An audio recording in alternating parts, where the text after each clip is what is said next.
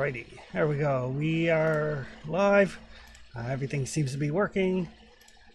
So yeah, this is session 32 of Masks of Nyarlathotep. You guys are currently in Egypt, in Cairo, predominantly to try to track down the other half of an artifact called the Eye of Light and Darkness, but also to perhaps see what sort of cultish activities are happening, put a stop to those, and otherwise try to thwart this grand plan to of these various cults scattered around the world to try to bring forth Nyarlathotep to the world, something that would be catastrophically bad on a extinction level event sort of thing. Here in Cairo, you guys have or were taken to a hotel by some folks who just kind of like grabbed your bags as you stepped off the boat and said, "Here, we're going to this way." According to Dr. Carter, though, this is a normal way to do business, to get people into the various hotels. Your hotel has seen better days. It is a little bit run down, but quite clean. You did a quick check of your rooms, didn't see anything that drew your attention, and started putting together a plan. You tracked down an antiques dealer named, find his name. And that antiques dealer was a lead from Brady, from Jack Brady, and from a letter that you had found ages ago in Jackson's papers.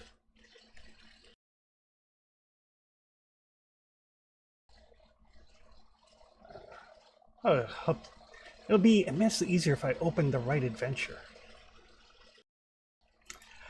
So this antiques dealer, Faraz Najjar, asking around about him, trying to track him down, you found that his shop had been burnt to the ground by something that the locals refer to as demons, and like 4 or 5 years ago, and he'd kind of gone to ground.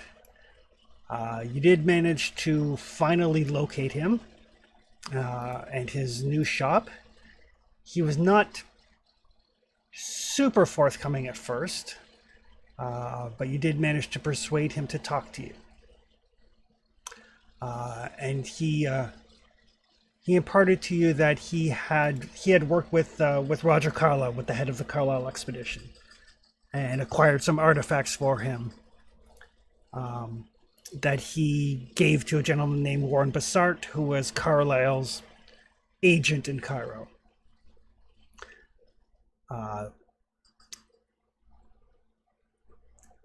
He came clean eventually that he had actually stolen these items from a local plantation owner named Omar Al-Shakti, whose name you had seen on letters referring to the cult of the Dark Pharaoh, the Brotherhood of the Dark Pharaoh.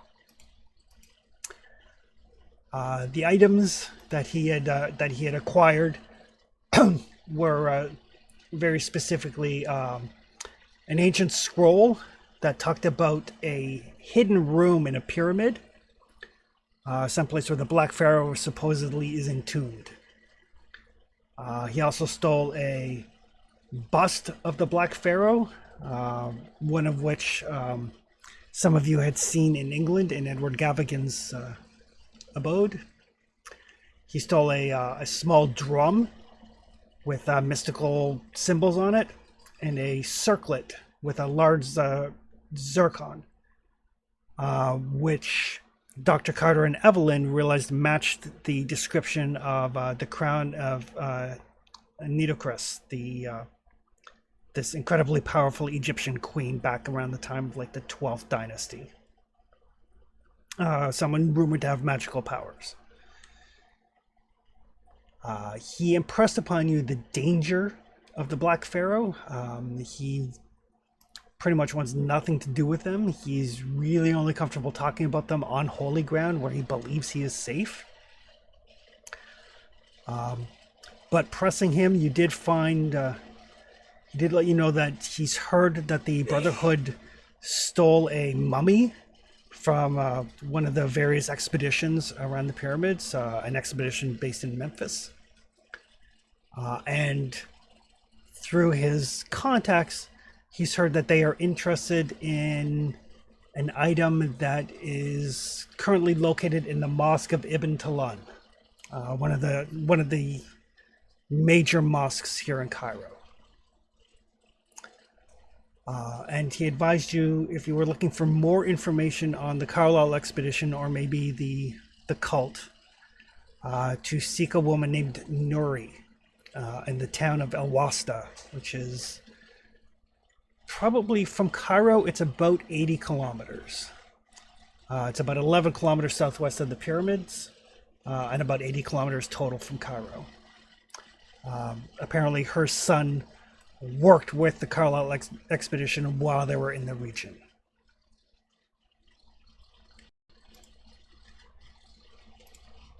So to kind of sum up, the antique dealer stole several items.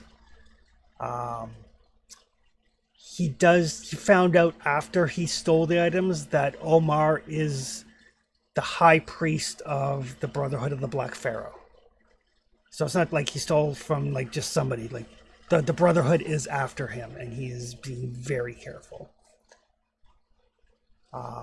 So possible avenues of investigation currently open to you. There may be other things that you guys may want to do, but the ones that kind of jump to attention are to try to find Warren Bassart, who may have more information, to look into the mosque and find out what might be there, to talk to Nuri, or to find out what the cult might want with a stolen mummy.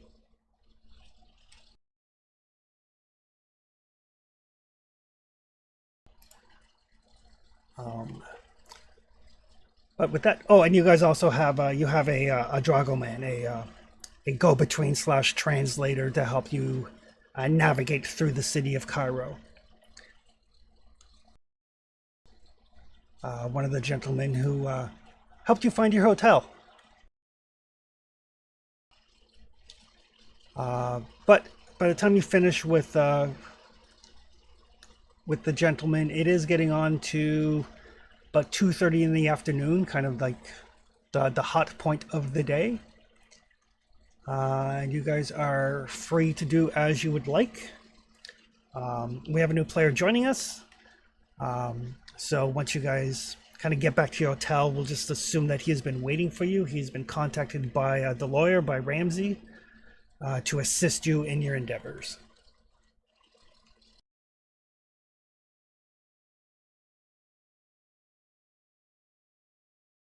So my assumption is we're going back to the hotel after speaking to this the vendor, right?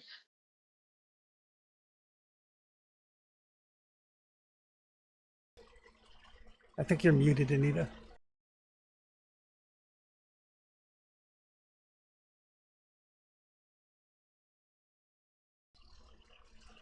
You're either muted or your mic sound isn't on. Let's try this again. There we go. Hey! Okay. Yes, I think we're going back to the hotel. Woohoo! My laptop restarted, and I think that's why it was wonky. Right. Unless I've gone inaudible again. Nope. No, you're great. So let's head back to the hotel, and that gives the opportunity. And I think it's the doctor that called the new character in, or who called in the new character? He was sent by the lawyer Ramsey back in New York. Are we expecting him? He would have sent a telegram, so just to make it easier to get a new player in without all the "Who are you? Who sent you?" Yeah, agreed with that, but we still have to go through some cursory bit of that. So we're going to go to the hotel and give us an opportunity to do some preliminary introductions. Yep, certainly. So yes, so you guys have received a telegram that Ramsey has a gentleman that will meet you in Cairo to help you further your investigations.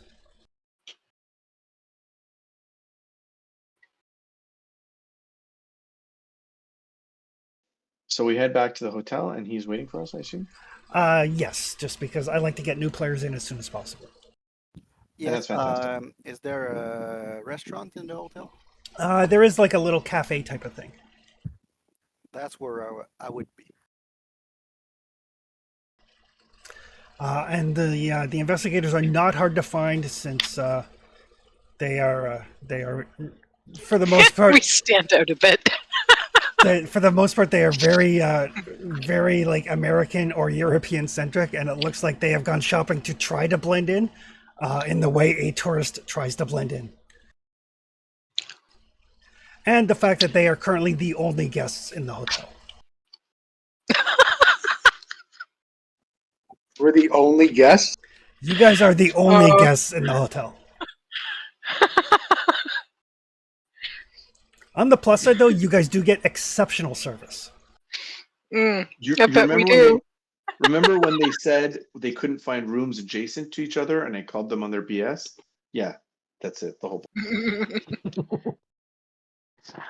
I assume it's one of the city also that they don't mind if I go around with a monkey on my shoulder, so Yeah, they don't mind should at all. not that will not make me discreet.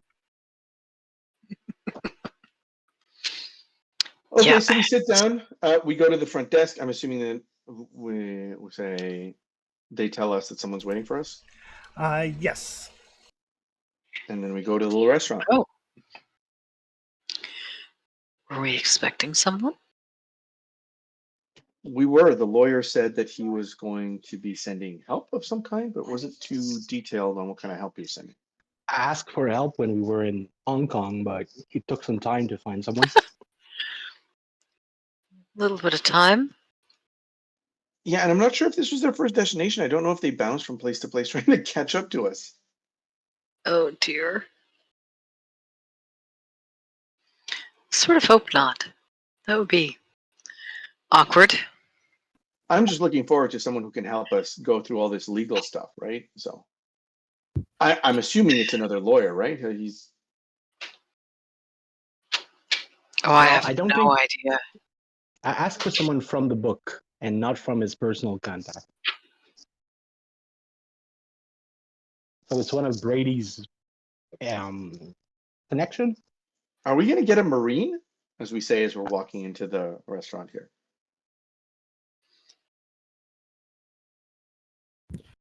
I'm probably looking at a cup of tea with resignation.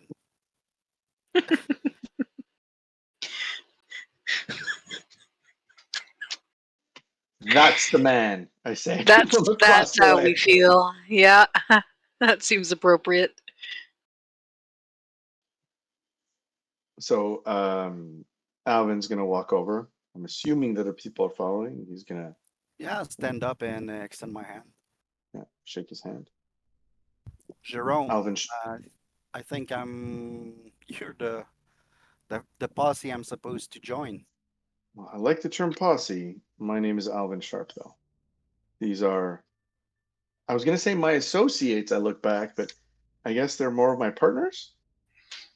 So I'm less inclined to introduce them and let them introduce each other. But I am going to try to get us some coffee. So Alvin kind of like turns and looks for the waiter while he lets everyone else introduce himself. I'm Dr. Lawrence Carter. Pleased to meet you. Thank you, sir. Professor? Ma'am? Oh, Hello. It's been a long time since I've been called an officer.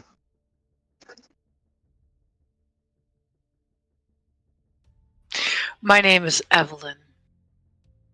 Evelyn Collins. Nice to meet you. I'm Jerome. You. Same name Hello, as Jerome. earlier.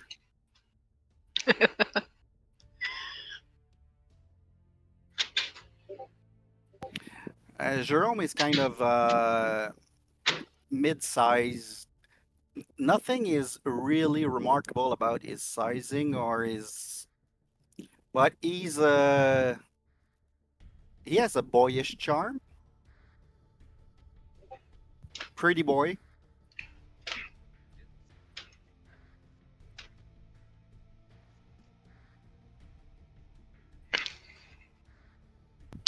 Late 20s.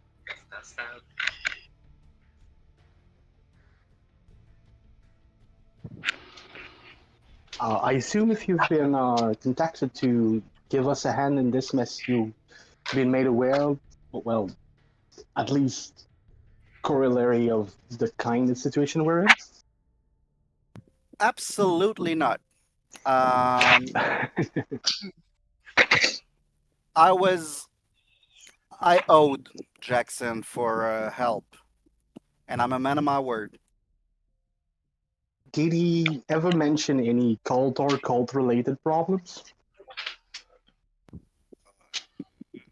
Of course he did. I mean, it was Jackson. Yeah. Well, He was we're kind of we're obsessed.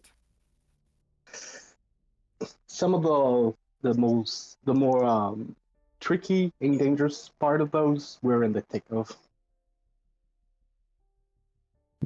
Chris, do I come back with a pot of coffee of some kind? Yep. Look at my tea with now despair, and I'm like, I brought an extra cup, Jerome. Don't worry. thank you, Uh, sir. I heard the name of Mr. Elias while on my way back here. What kind of trouble did he get you into for you to show up here with us? As a matter of fact, he got me out of trouble. Oh, well, that had to happen eventually, I suppose. Dragons, bloodthirsty monsters. Like, give me a synopsis. He used to be journalist. Uh, Well, that is a terrible thing to be. I'm glad he got you out of that. no. He was actually I was I, a sad case of mistaken identity, I would say. I look side glance to the rest of the group here. Did I miss the bit where we told him what's happening, or is he telling us that he's ready for this? Absolutely not. I mean, the good doctor here just asked me, "Did Jackson Elias talk to you about cults?" And I was like, "Well, duh, it's Jackson Elias we're talking about." I'm gonna get the harder stuff. You guys can start. I'll be right back. Chris, I'm gonna go get a bottle of hooch to add to the coffee because this is gonna be a tough discussion. There is none for sale. No, they don't have alcohol here. We're in a dry country. Hence my sadness.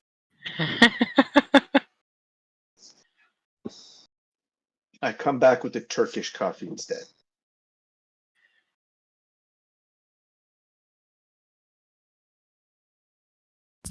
So it seems that you're kind of in a hairy situation.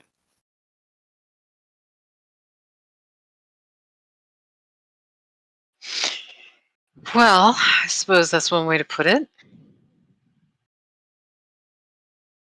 We managed to extirpate ourselves out of the thick of it, but considering the consequences of letting everything go and happen as it is right now, we have chosen to stay implicated and try to stop the whatever is happening right now. Though whatever is happening right now. Okay, Jerome, Yeah. there's an exit over there. Before we begin, how committed are you to helping us before we start explaining things and before you run?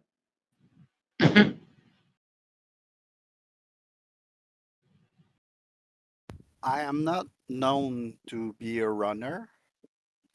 So, and even if our friend is no more, I still, in a way, am a man of my word and I owe him. Okay. So, I mean, of course, he was kind of an eccentric, and I cannot say that I'm 100% behind all of his theories, but seemingly those are true or real enough that they moved you around the world to Cairo now. So Alvin's gonna do that meme where Picard has his hand in his head, or his head in his hand. And I was like, oh God, what that? He's gonna say, okay, let's skip past the part where we do a detailed piece, and let's start with, I look around the table. Magic is real. Can we say that with certainty? I look around the table. Jerome, look at you like deadpan. Anyone here to support me here? Ms. Collins, Dr. Uh, I, I Carter. I I can confirm that manifestation beyond what I would consider logically possible have been our bread and butter in the past the weeks. Not that I would say that they are not without explanation, just that I have none for you. But yeah, uh, those cultists are making things that kill people, Right. So that's and one my first of three statements is one, magic is real. Let's put that down first. Two, the people who use this magic are bad people in a sense that you can't conceive of yet. Can we agree with that? I look around the table. um, I think that's fair. let's say that their moral fiber is frayed beyond repair.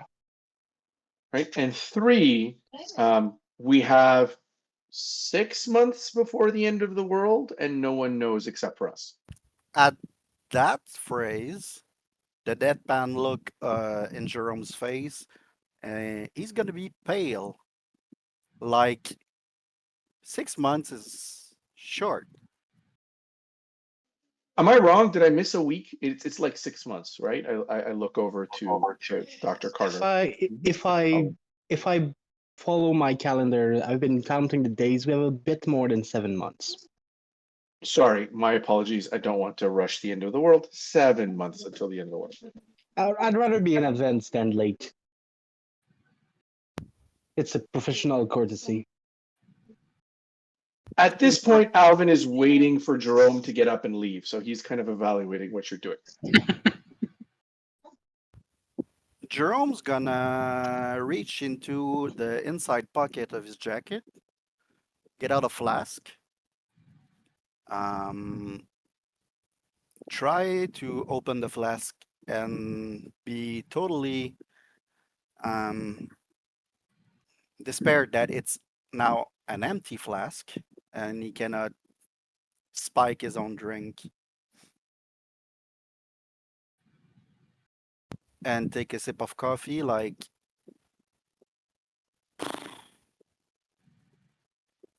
so what do we do? Okay, so first, I want to make sure those are the three bedrock pieces of everything that's going on. Again, look around the table. I'm looking for head nods or signs of confirmation. This is like the foundational piece of all the insanity that I'm about to spew.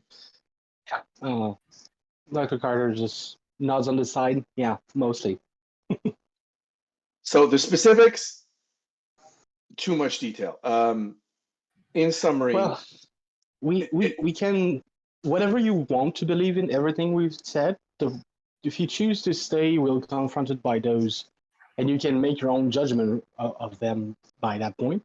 But what we are sure of is that those people are trying to end the world, and should they succeed in what they're doing, what we all, at least what we know is that last time they tried, it killed millions of people. So last it's time they like failed, it it's killed millions of people. so it's like the war all over again. Yep. But we have a I, chance to stop that. I knew we were going to get a Marine. Um, okay. Nope. 6th Regiment of Scouts. Sorry, sir.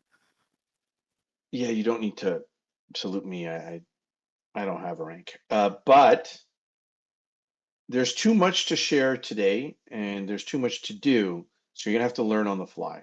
What's important to know is that we are here to try to stop that. We found out how they plan to end the world in the loosest of terms. And we found out half of a way to stop them. We are currently looking for the other half, right? Is a picture of the other half. I look around the table. We need to find an object that is in Cairo that would allow us to prevent them from doing their ritual. Then we have to play whack-a-mole with this second piece and travel around the world and stop all the individual locations where this will happen. And along the way, they are going to try to kill us both in mundane and magical means. I think I've summarized everything. Do you need a metaphysical rundown of what they're doing, or is that more of on the fly thing? That seems like a book problem, and I don't do books. I would say that's a good choice. We have segregated the people in the group that do books and the people who don't. Because sometimes books are dangerous. I will add that, Mr. Dr. Carter, not Mr. Carter, Dr. Carter, I would add that as the fourth foundational piece. During our travels, books are dangerous. We need someone to do something about the books, but if everybody looks at the book, we have no one to check on the people looking at the books. So, And you don't understand what that means right now, but it will be important later. So just keep that in mind. For I would now, have said pick a lane, but I see you've already did. I'm sorry, sir, but yeah. Reading always brought me into trouble, so I stopped learning. Dr. Carter feeds a little piece of bread to his monkey and says, "It did too for me too, but somehow I keep doing it."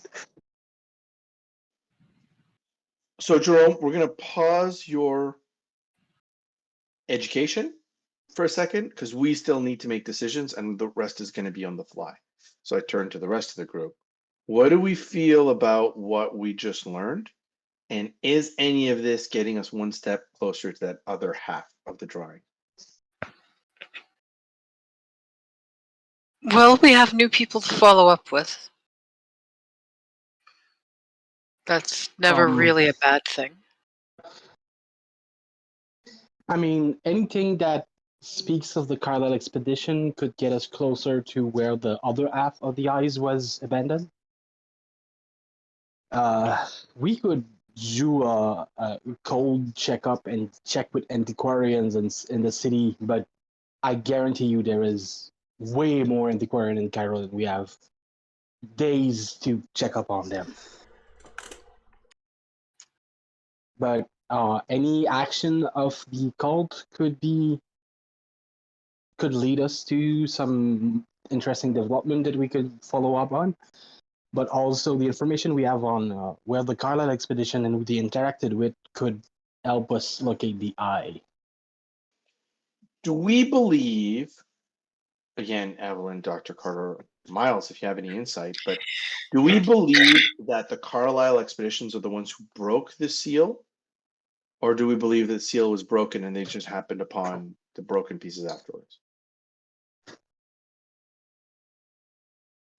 And I ask this because following their tracks might lead us to the other piece if it was broken by them, as opposed to if it was already broken, something else. I thought they broke it. Yeah. When I thought that's what Brady told us. Brady was taken to the top of the pyramid by his friend we saw at the Asylum, and they did the ritual, and his friend broke the Right. seal, and I think he lost consciousness. So Brady took the part of the stone and just took his friend to an Asylum to split him from the rest of the group. Jerome, the seal is what we need to stop the end of the world. Someone broke it. We have half. We need the other half. I kind of understood that, but where is it? That That's is, what we sir, need to learn. that's the $1,000 question. We know it's in Cairo. We were told that maybe an antiquarian could have put his hand on it. The only one we had a link to was not the one holding it. It was the one that led the expedition to the places where they fractured and took it away from. So we can try to follow leads on anyone who had interaction with the expedition. Or we can check up on what the cult has been up to.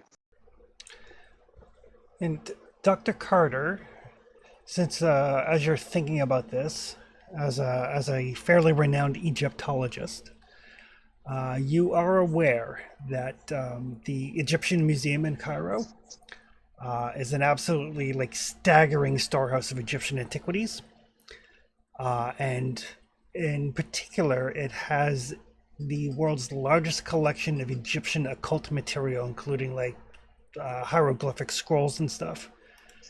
And the gentleman that oversees that, his name is Dr. Ali Kafur. He is an expert in occult matters. You've probably met him at a conference here or there before.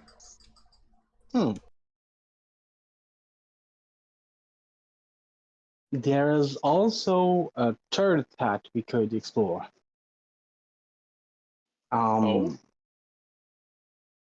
If somebody unrelated to the cult or the Carlisle expedition got his hand on the relic, it might have been placed in the Museum of Egyptology of Cairo. And I have a friend, well, someone I know who works there, and they also have a giant store of ancient texts and occult writing that might put some light on some of the writing we've done ourselves. We could check if for some reason they got into possession of the Eye of Light and Darkness, and maybe if I can talk my friend into it, we could get access to their library, and maybe we could cross-reference what we have.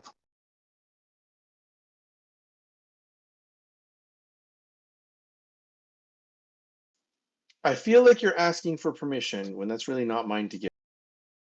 I'm exposing the three paths we have right now, because we could check on the mother of the kid who spoke with the expedition in El Wasta, if I remember right.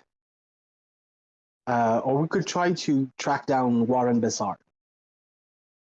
He was the go-between the expedition and Faraz, the antiquarian we saw this morning.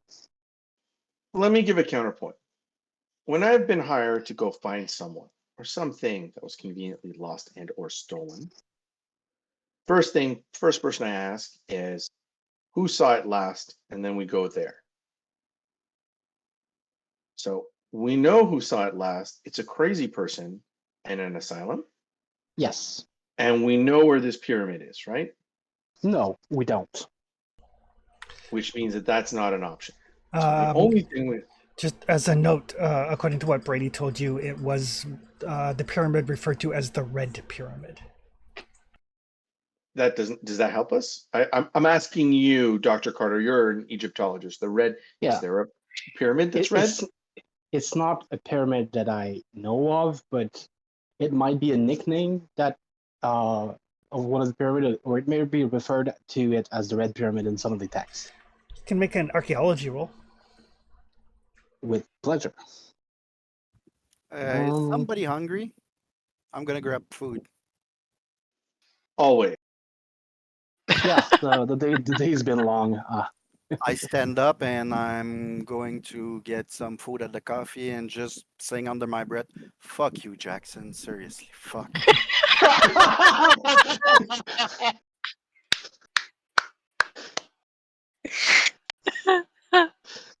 Learn on the fly. Seems appropriate.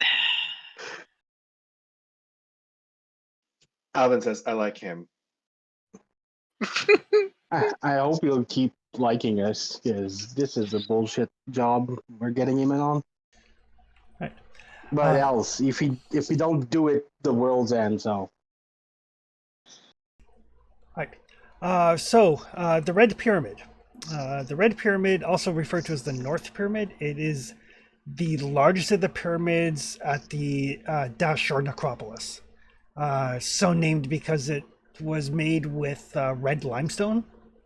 It is the third largest Egyptian pyramid, and also believed to be the first successful smooth-sided pyramid, built in the Old Kingdom by Pharaoh Sneferu. Of course, it's part of a necropolis. Somewhere around 2500 BCE. we can assume Dr. Carter just does an info dump.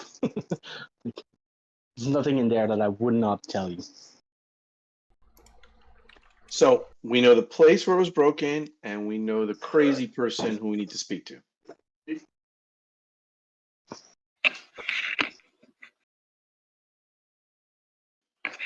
Let me say this. What are the odds that that broken piece of stone is still there?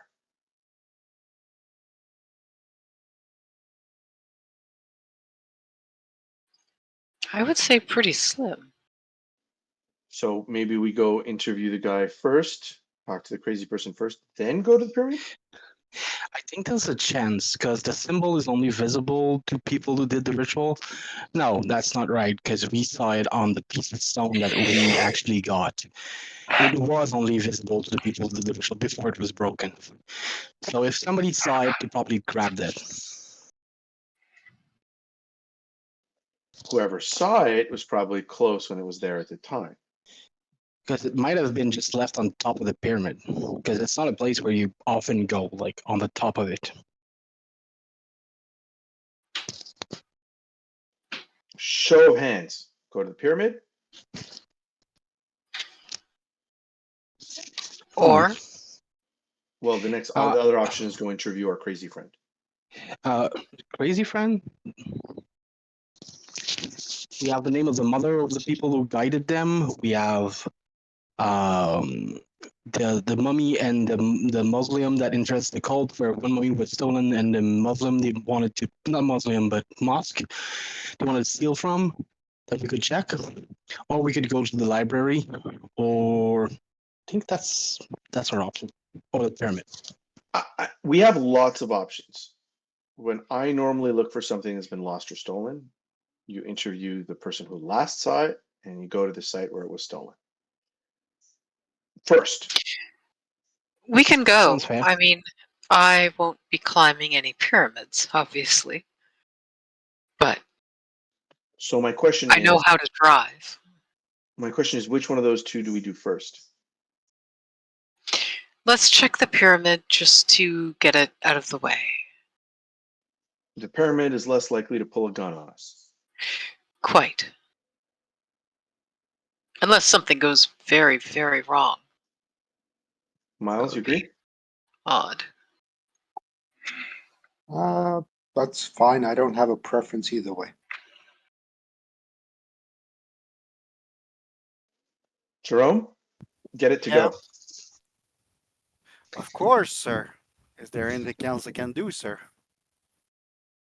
Please stop calling me sir. I'll do, sir. Alvin is fine.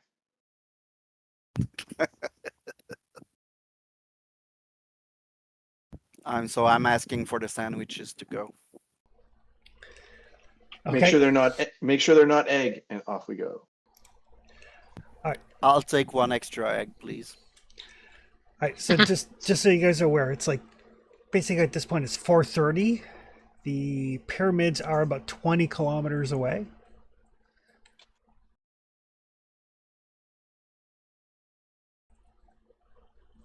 Chris, you're saying that we know what nightfall looks like in Egypt.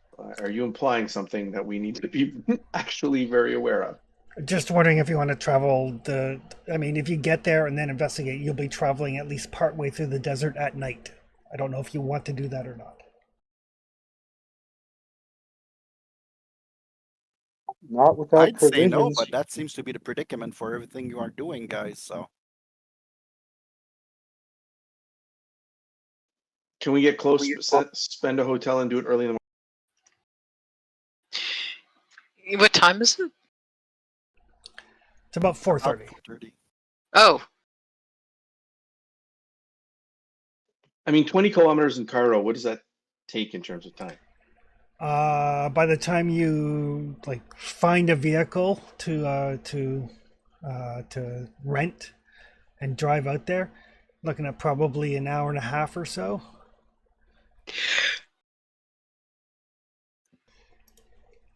It is currently May.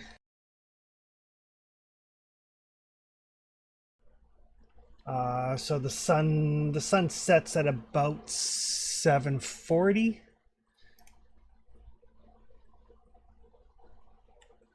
How about this? We do all the logistics today and we go out tomorrow morning. I mean, you're likely to have a lovely view.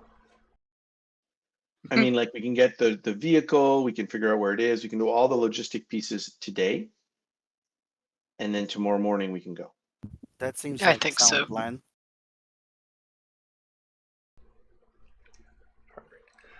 All right.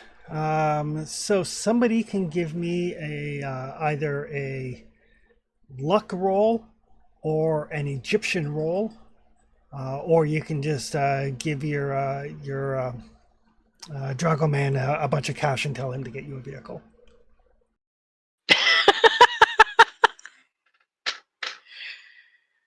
I'm all for just handing him a wad of cash.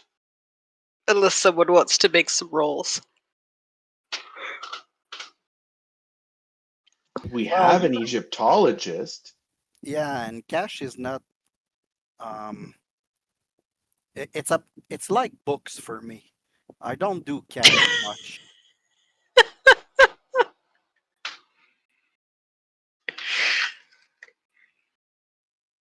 We have the trust funds from the estate. Yes. We may need them. He's quite right. We may need them to make a quick escape. So, but if someone can speak the local language, that would be lovely.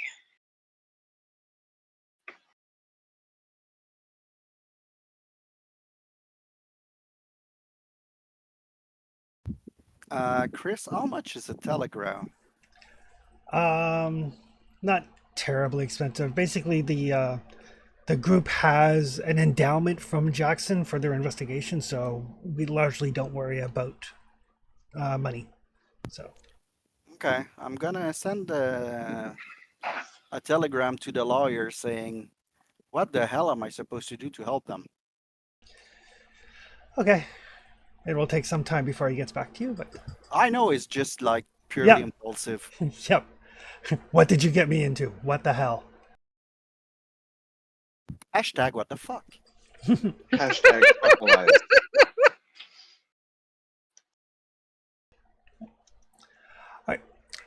All right. So yeah, so you can give Ibn some money. It's like what sort of transportation are you looking for? Camels, horses. We need something that can get out to around here. I point on the map relatively quickly and back and safely. Oh. It would take some time to get a motorized vehicle. They are not common. I will see what I can find for you. I'm going to ask Miles though. Miles, in a situation like this, do you think it'd be better off to have individual like camels or horses or to have a car?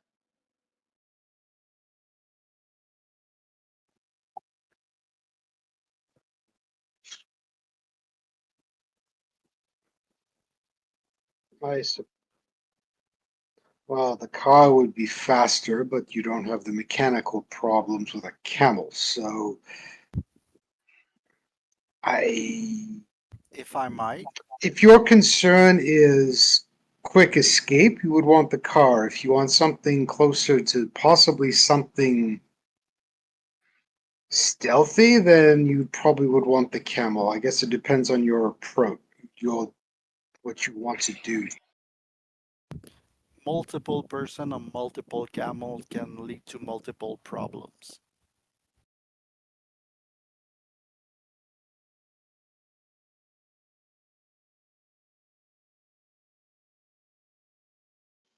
What do you think the odds are that they're waiting for us?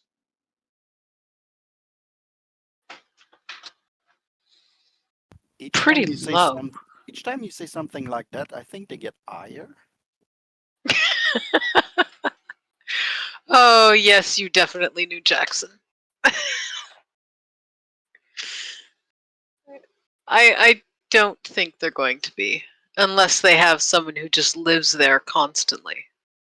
The odds of them tracking us and knowing when exactly we're going to go there is, I think, pretty low.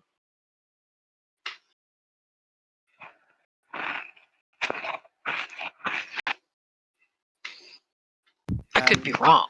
For the sleeping arrangement, I mean, everybody gets room here, but are you guys like trying to keep watch or something at night, or trying to? Oh, yes.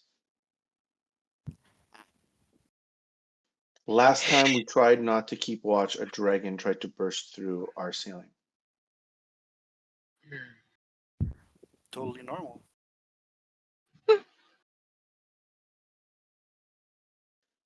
Jerome, do you want to have a bet? So far, I've made 3 bets so far. I've won all 3 of them. It's gonna take 2 weeks or less before you believe me 100%. That's the bet. 2 weeks or less. What do I win? $1. I mean, honestly, I checked that bet both sides, and I'm gonna lose. So How let's about a good handshake and an I told you so? um extending my hand. You got a deal, sir. No problem. Miles, what kind of firepower do we have on hand?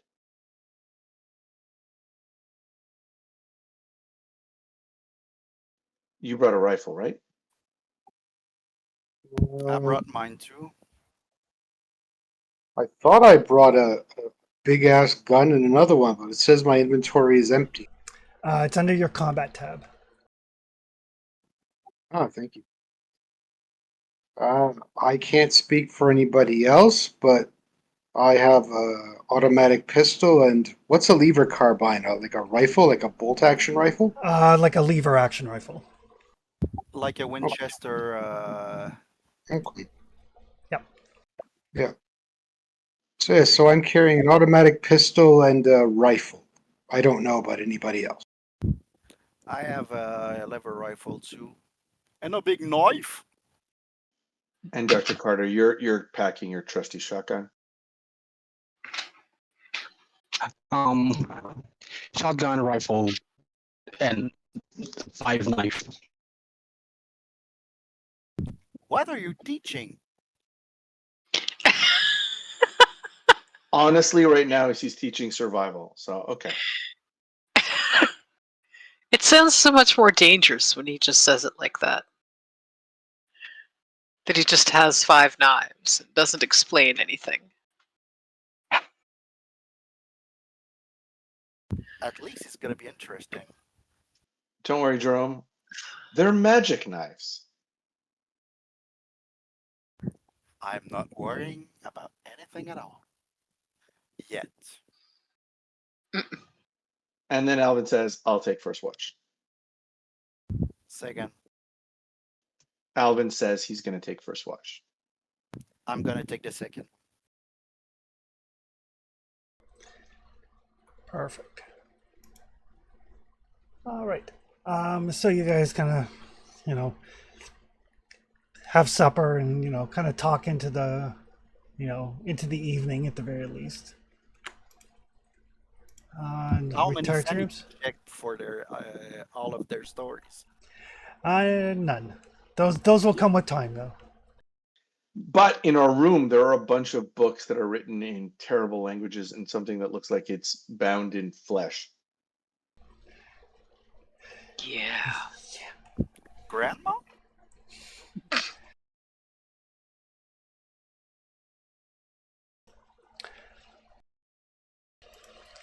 Right. During the evening, I'll get. Let's see. I assume everybody is taking an equal watch. I don't have an expectation for Miss Collins to take a watch. Oh, thank you.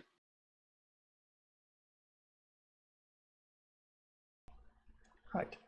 So who is taking first watch? That would be out. Right. Alvin can give me a listen roll. But he doesn't listen. He looks.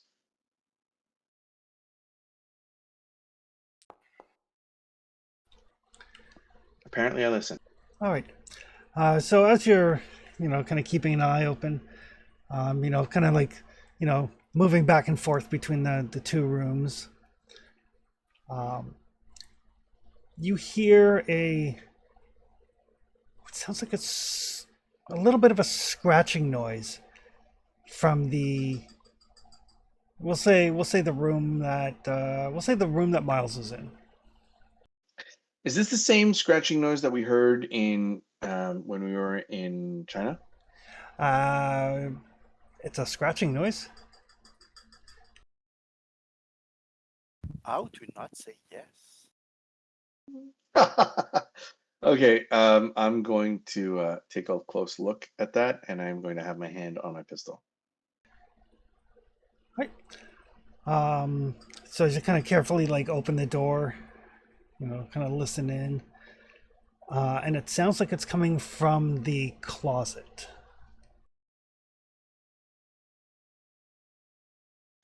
I tap Miles to be awake quietly, but I do that like finger over your lips, and then I point to the closet.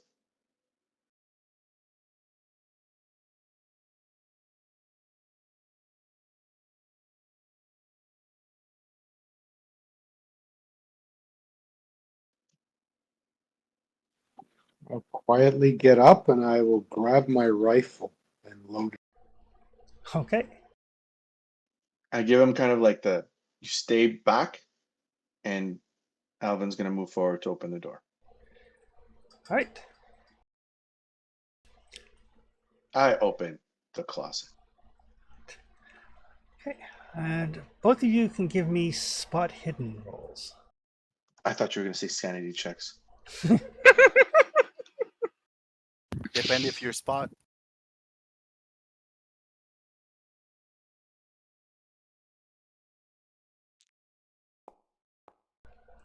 Woo! Sweet roll. So both of you, I mean, Miles standing there like aiming his rifle as Alvin opens the door. And both of you kind of look, and you can just faintly see that the back of the closet that kind of like adjoins onto the next room, not the room that Evelyn is in, but the empty room on the side of this room. The back of the closet is just slightly askance, and you see like what looks like a flashlight turn off very quickly.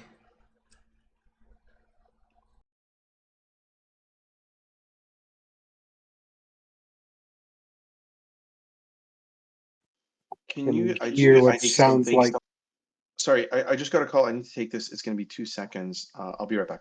Okay. All right. Sorry. Go ahead, Mark. I hear what sounds like a very hurrying, scurrying attempt to run away. Yes, you do. You can make a listen roll.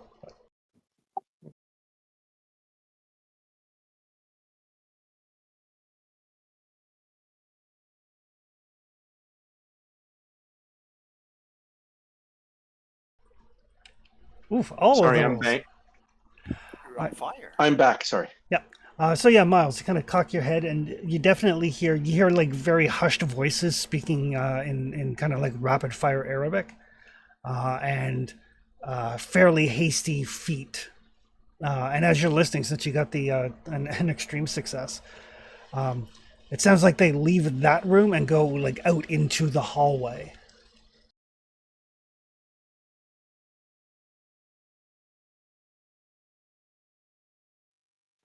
Chris, sorry, so- obviously I missed that piece. Were they eavesdropping on us? Is that what was happening? Miles, you guys saw like the back of the closet was like slightly askew, so a flashlight turned off very quickly, and then Miles heard like the pitter patter of feet leaving the room on the other side of the wall from his room, going out into the hallway. Okay, so Alvin bolts to the door and tries to get at some of these people. Like, we've been attacked in hotels before, right? And so he's going to try to get his hands on the assailants, try to figure out who they are, because obviously this means they are already being tracked, as we already knew. All right. So yeah, so as you and Miles kind of like get out into the hallway, you see two of the kids that helped you take your luggage to the hotel, kind of like beelining down the hallway.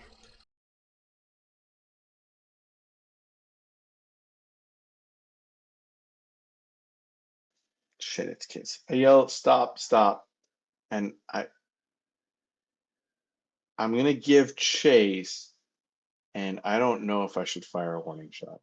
I don't want to hit the kids, obviously, but I don't know what was going to happen if I shoot at the Okay. ceiling in this area. All right. What would Miles like to do?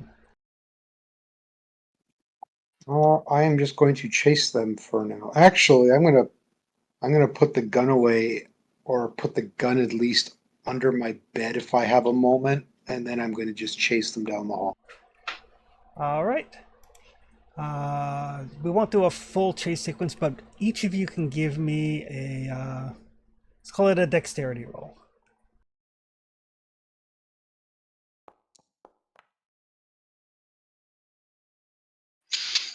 I don't think Evelyn will be chasing anybody down the hall. Does that mean I can increase my dexterity next go? No. All right. Both of you, neither of you have any trouble catching these two kids. They look like they're like, 10, 11, 12 years old. Kind of like grab them by the scruff of the neck sort of thing. My belief is they're going to yell. They don't yell necessarily. They do speak loudly at you in Arabic. I point to my gun, and then I drag them over, and I'm going to wake up the doctor so he can translate. Who's having difficulty with the internet and can't translate for us, apparently. I just checked there. And he's missing from our channel. Great. Does anybody else speak Arabic? I speak some Arabic. Miles, What what are you happened? saying? All right. Give me an Arabic roll, Miles. We caught these two scoundrels trying to break into our room.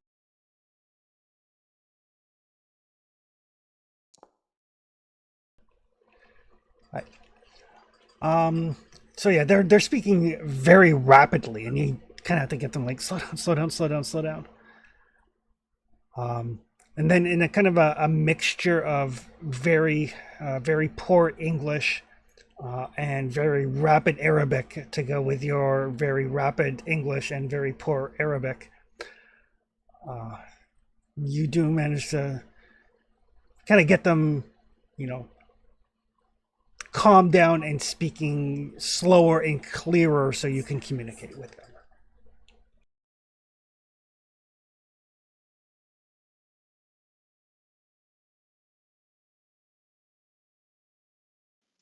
I can't speak to them, Miles. This is your show. What the hell were they doing in your room?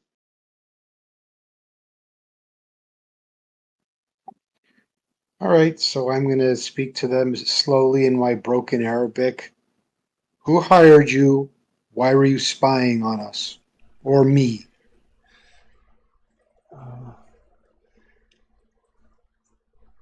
Not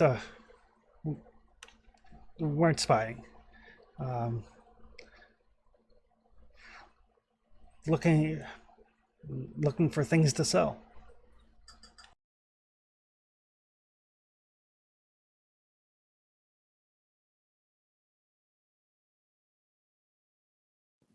Can I do a psychology or something to see if I think they're lying? You sure can.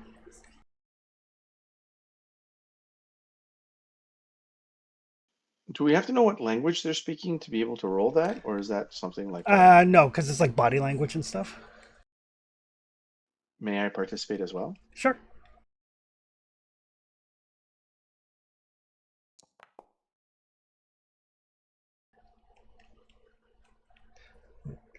Um, you don't know if they're lying or not. They're definitely scared. Does not take any great psychologist to tell that they are scared.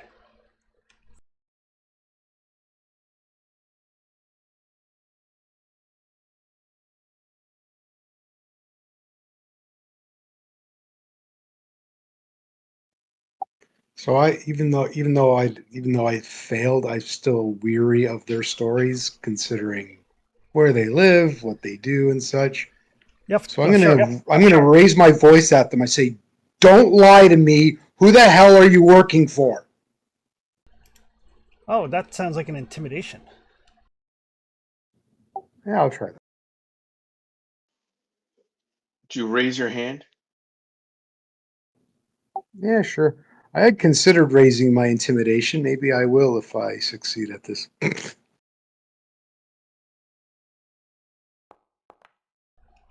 Oh, look at that. Hell yeah! 0-3. That's like 3 really great rolls you've had today. So yeah, so as you kind of like raise your voice, um, their English gets much better. I just want to say for the people who are listening to this podcast, Miles rolled in the last 10 minutes a 7, a 4, and a 3. It's like, no, Glory. don't. Sorry. Just looking for things you wouldn't miss that we could sell. Buy some food.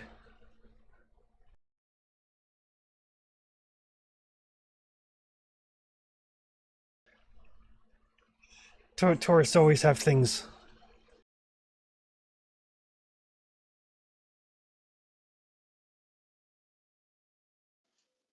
Alvin loudly uncocks his pistol and shoves it back into his holster. Sorry, Chris, can you explain the layout? Do we have like two separate rooms, and they were sneaking from another room, or are we all in one room? No, you guys have 2 rooms that Alvin got to be basically side by side, and then they were coming in from like a third room through what appears to be a secret door where the closet is. Okay.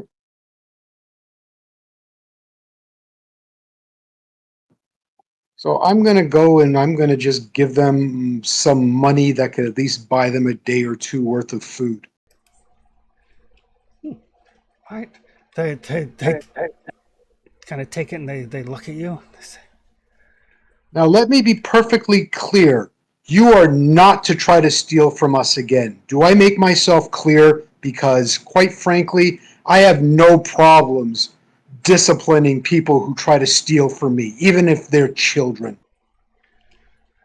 they kind of like nod, like they're super excited by having actual money. They're not really paying attention, but they do kind of very quickly like disappear that money into a pocket before Miles decides to take it back. But they do nod.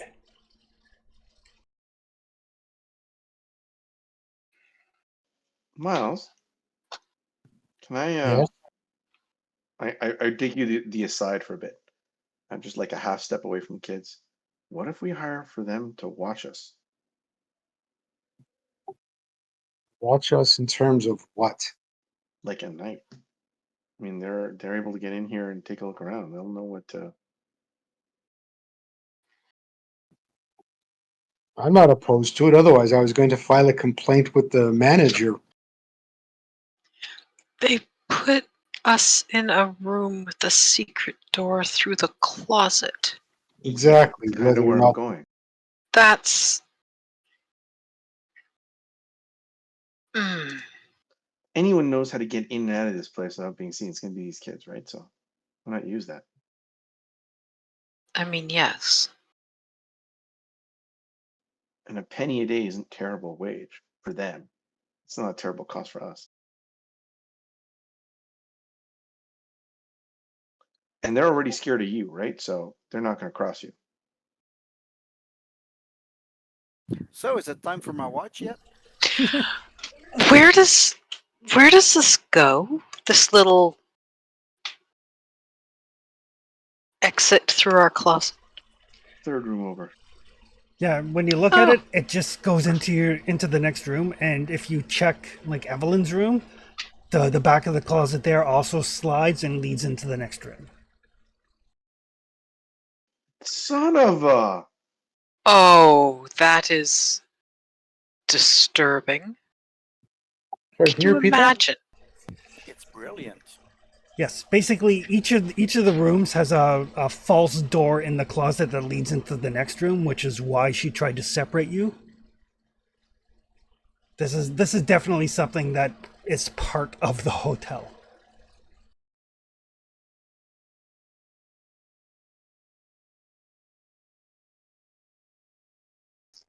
Just Can for you hear me? shits and giggles. Can you Yes, hear we me can now? hear it. We can hear Thank you, you. Yori.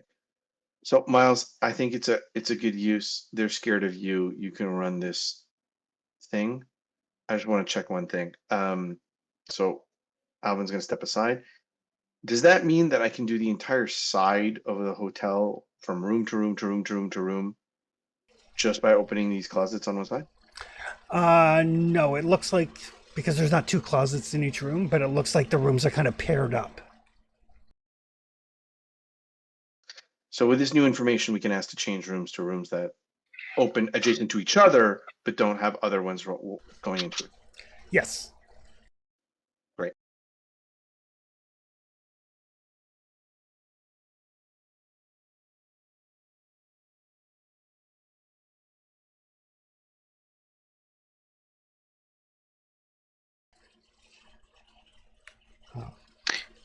This is just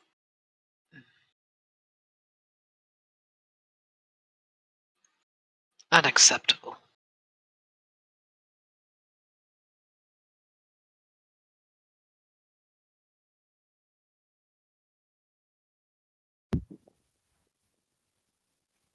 It's still brilliant though.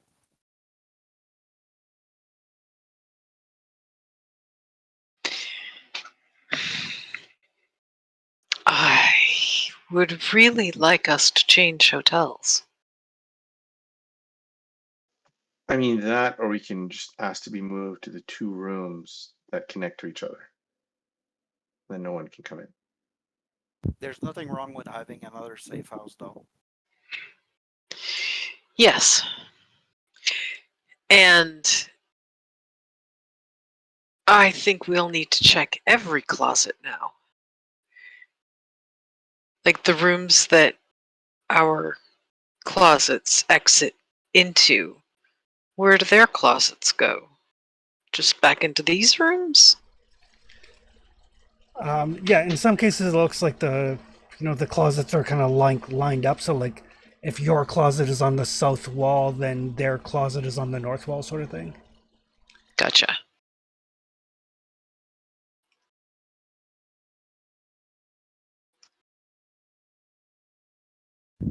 So is it more important to keep watch in the corridor or near the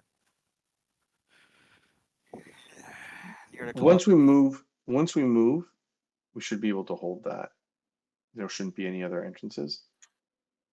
I'm not against Miles holding his fatherly respect over these kids to employ them to our benefit.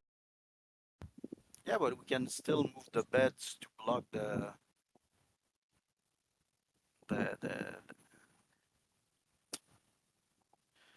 yeah, I just said the word. Garde-robe. Oh, just like move the bed in front of the closet door. Yeah. Yeah, definitely you can do that. That, or just get the two rooms that are connected through the closet door, leave the closet door open, and we can go in and out of each other's room without having to go through the hallway.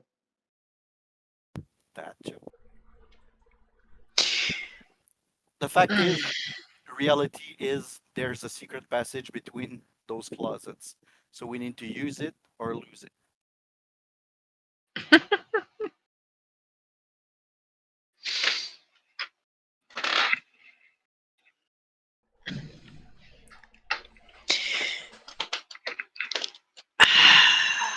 Fine, we can stay.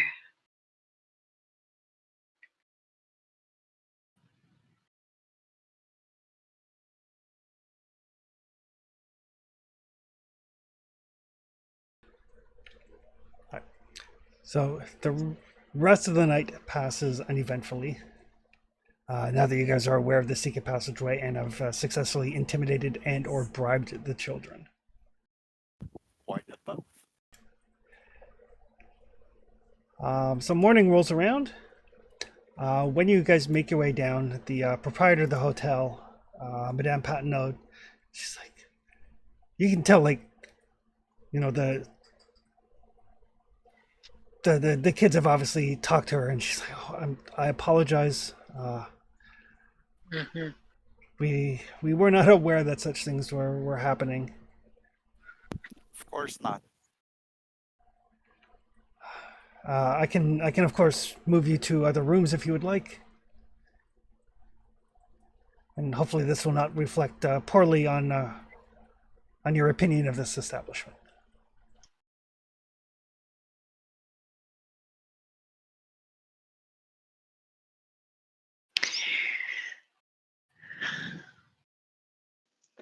We're gonna change our rooms. Of course, of course. I'll make sure that you have rooms that are uh, That are? side by side.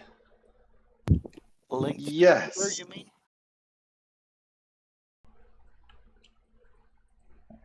And she will give you like 2 new rooms. She'll go with you and kind of like show you that the way that these rooms are set up, there's no outside entrance. Like the closets do open up into each other, but not to a third room.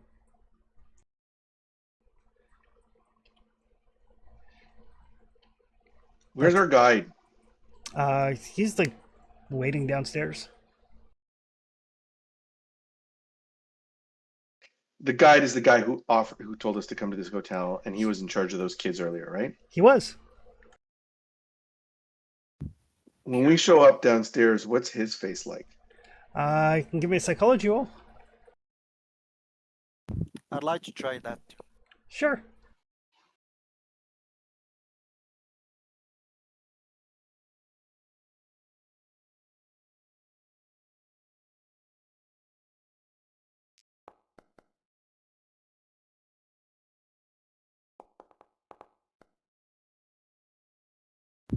He knew nothing about it. Holy shit, you've got 50 psychology? Yeah. Nice. Yeah, EB seems like, he's just sitting there kind of reading the paper, drinking his coffee. He looks nonplussed.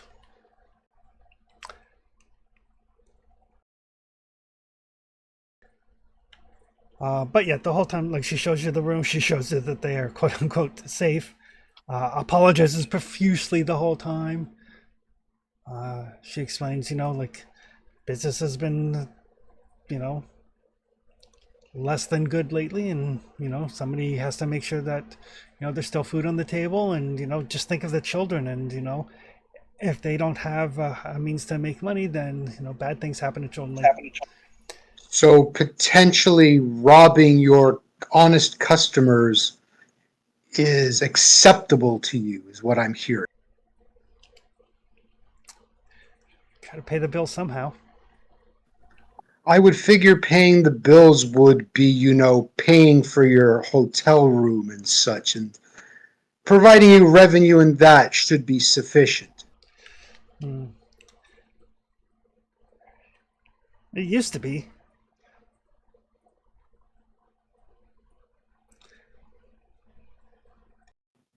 And perhaps it's time you find a new source of revenue and perhaps a new occupation.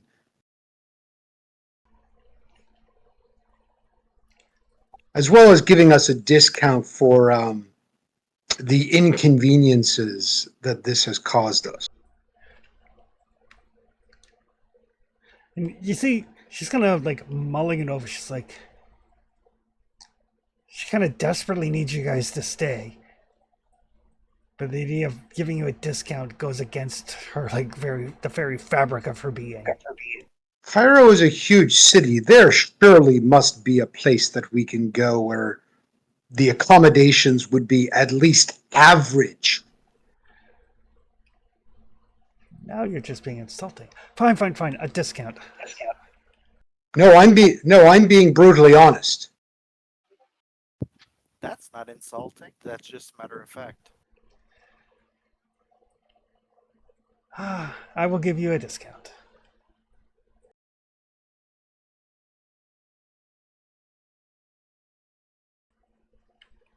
I tap Miles on the shoulder.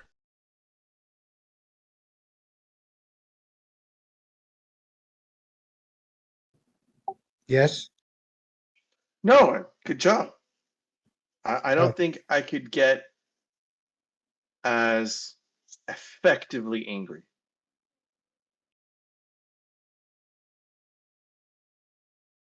Can I have a word with you? I asked the tenant. Yes, sir. Um, the latest events were a bit disturbing for all of us, but I know you're in a complicated financial situation. But our discretion and our privacy is of the utmost importance for us. If you can guarantee that we will not be disturbed or you will not reveal anything about our presence here, to anyone in any way, shape, or form, I could make it valuable for you before we leave. We can certainly do our best. I hate to use the term guarantee, but we'll do our best. Things have been tough, and unfortunately, there's few options for children, and not all of them are as upstanding as petty theft.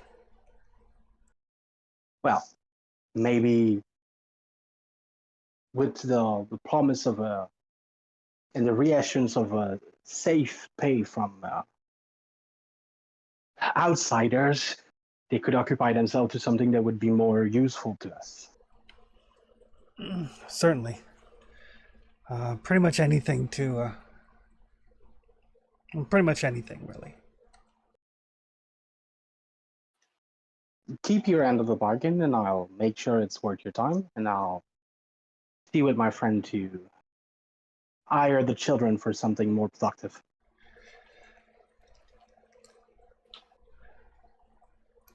Of course. Glad we understand each other.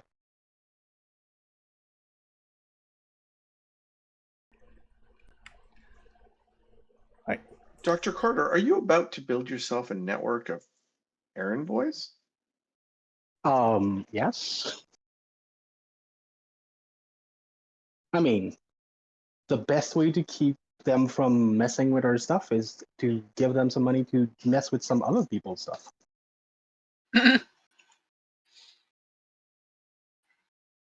From what I heard, Miles made an impression on them. Made an impression on me. I believe those little rascals would be more than willing, if the pay is there, to make themselves useful, so they don't have to deal with us being angry at them. Shame we can't use them to find the picture we're looking for. I mean, we can give them things to listen to on the street, thing to look for. Let's have this conversation on the way. We have the ringleader Yes. with us anyway, right? Ibby, yes. So, whenever you are ready, I'm your gonna grab all of my stuff, though. your chariot awaits. Yeah, I'm gonna carry all of my bag and my personal belongings. After that night, I think I'm gonna travel a little bit more heavy. Okay. Well, I don't travel with all of my stuff, but I have the box, the one with the books. All right. So outside the hotel is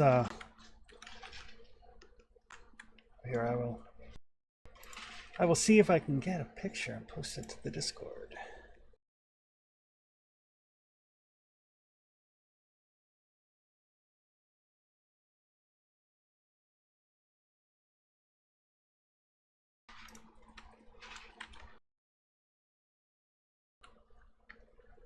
There you go, a 1925 Ford Model T pickup truck.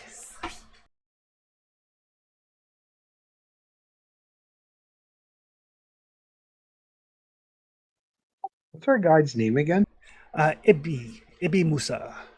Sweet. IBI space MOUSSA. It's like it took considerable doing, but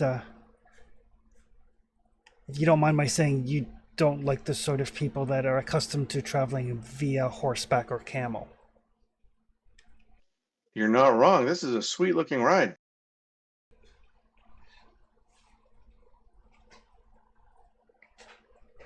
Unfortunately, it does mean that some people will need to ride in the back, but it will get you to where you need to go. I'm good with the back. I'd prefer to ride inside. Figured.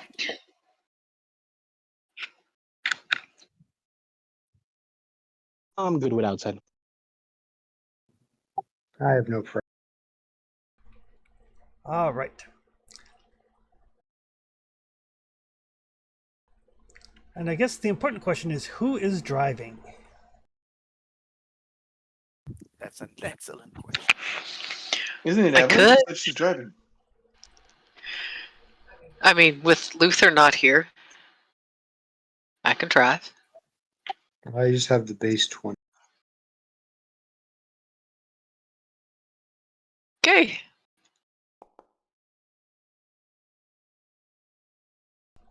Woo! Oh, look at Evelyn. I am fucked later on. For those My dice guessing, don't know that what is a game I'm playing one. Doing yet. some F1 driving or that 24 hours of Le Mans or whatever as they go through the desert. Oh, there you go. The was it the enduro truck or enduro race? I'm best when there's no roads. All right.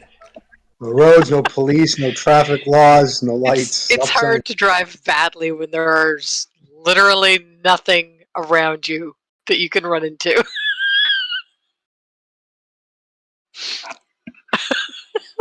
Except bits and sand. Yeah. These really big triangles in the middle of the desert. I probably shouldn't hit those. They're jumps.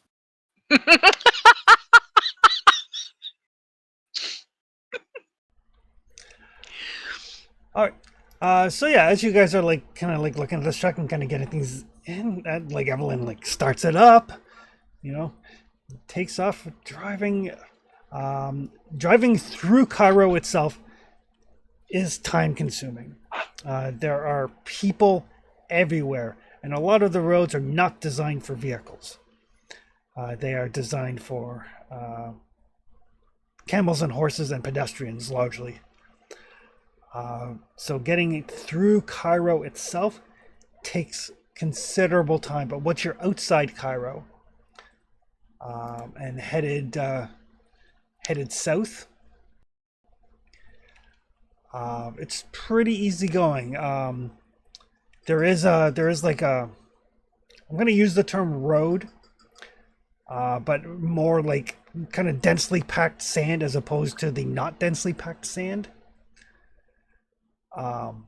That leads out towards the various pyramids because there are a lot of archaeological expeditions and digs happening in the area. The Dashur is about 30, 5-ish kilometers south of Cairo. And as you're approaching, you actually see that there are 2 pyramids fairly close together. One of them definitely has the kind of the pinkish tinge, indicating the red pyramid. The other one does not. Both of them do not look like your typical like D4 pyramid. They are kind of a little bit squatter and a little bit. They appear almost curved as you look at them. And folks can give me archaeology rolls. Oh yeah, sweet archaeology. I thought they're gonna be straighter.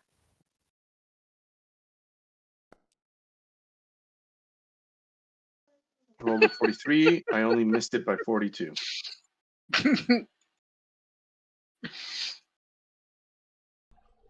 That's okay. That's what Dr. Carter is for. Yep, mostly. Just waiting for Foundry to reload because it seems I was disconnected and I didn't know. No worries.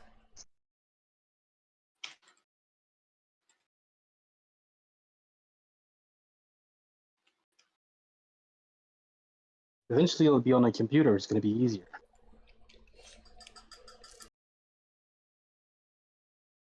Are you getting a computer? I assemble lots of the parts I need for it. I just need a couple of wires now because they stole my I was wire supposed to box. check for some- Ah! What What the did hell? you say? What did you say, Pierre? I was supposed to check for some, eh? Yep. The one I'm sure I'm in dire strait for is a power bar. But I need some alimentation cord and some connection between screen and computer kind of part. But it's coming together.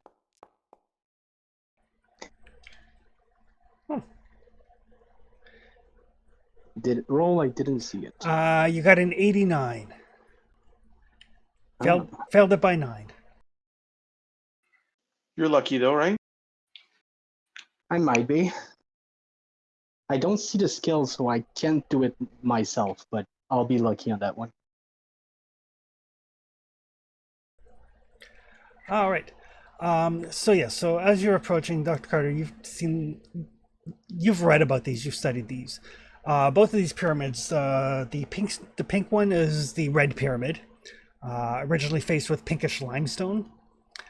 And the other one is called the bent pyramid. It's called that because the angles of the walls change between the upper and the lower section, so it looks slightly curved and squat. It was constructed before the red pyramid, and a lot of its limestone has been. Some of its limestone has been taken, but some of it's still there. Both of these pyramids date back to the 4th dynasty. Both of them were built on the orders of Pharaoh Sneferu, the first pharaoh of the 4th dynasty. They are, at this point in time, pretty close to 4,000 years old. Both of these pyramids are approximately a kilometer apart. They are very close together.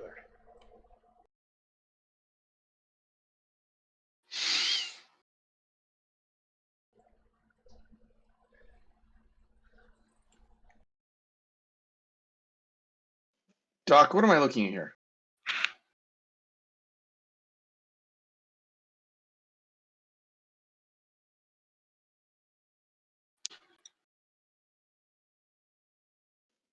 Dr. Carter?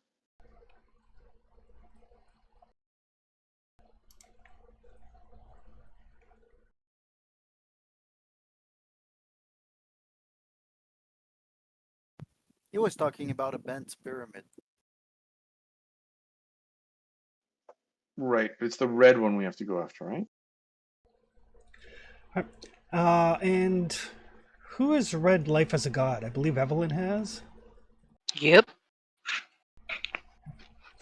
All right, and I know Dr. Carter has. So both Evelyn and Dr. Carter, you're aware that in the book Life as a God that you've read, which is a copy of a diary by an English artist who came to Egypt 120 years ago, and was a minor priest in the Brotherhood of the Black Pharaoh.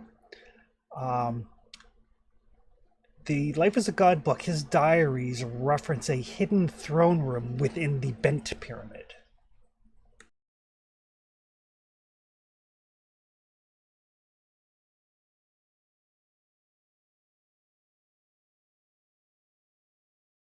And we think it refers to this one.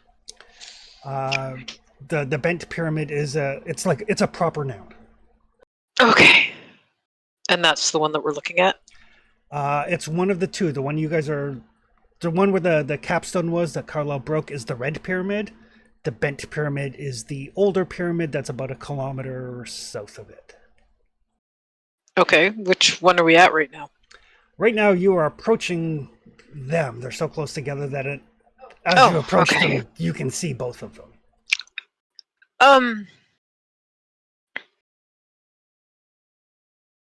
Evelyn will slow down, and I assume there isn't much for her to run into out here. There is none. Sorry, sometimes unmuting is hard. Yeah, Evelyn the one we're looking for is the pink one.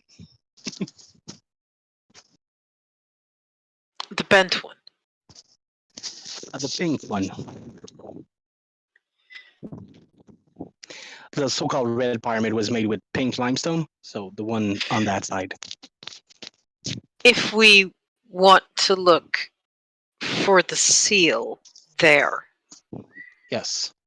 but the bent one has a hidden throne room inside. And if I were going to hide something, I would put it in a hidden room. Well, the stone might have been broken and left behind on top of the pyramid. So I would check both of those things.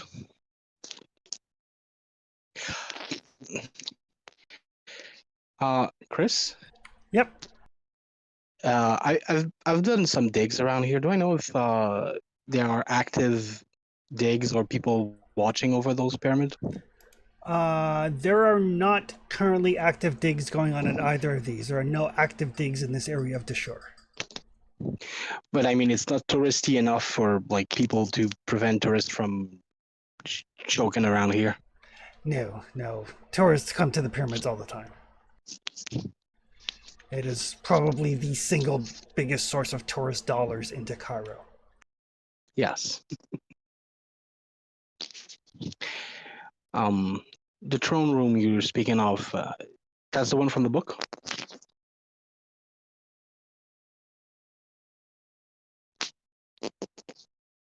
Evelyn? Pardon? Sorry?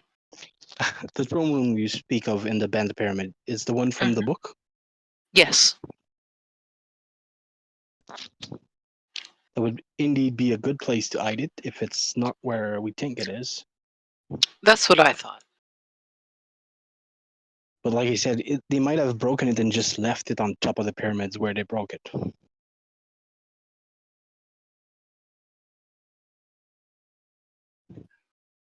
I'll leave I'm it gonna to the say- lot of you to decide which we check first. I'm gonna say the top is easier to look at and see if it's lying around than breaking into a secret room. So maybe that one first. That was my thought. It's a pretty sound reasoning you got there. All right, and we don't need everyone to go on the top. It's not that big. It's the tip of a pyramid, right? So And I would advise that Miss Collins do not attempt the climb. yeah, you're gonna get no argument from her, I think. I'll climb to go check. If anybody wants to accompany me, we have. Are we allowed climbing pyramids? Is someone gonna see us and be like, "Hey, shoot us down" or something? We're not allowed to do it. I can stand watch, trying to see if something or somebody Jerome, you're selling yourself short. You said you were a scout, right? That involves climbing and going ahead, right? No, I think it's a Well, good of course idea. I can Somebody do keep it. an eye on anybody approaching, try to interrupt them and delay them as long as possible for us to finish the climb. I'm gonna, while they're talking, I'm gonna attempt the climb. All right. Yeah. So as you guys approach the red pyramid, I will get everybody to give me spot hidden rolls. I assume you're kind of like looking around.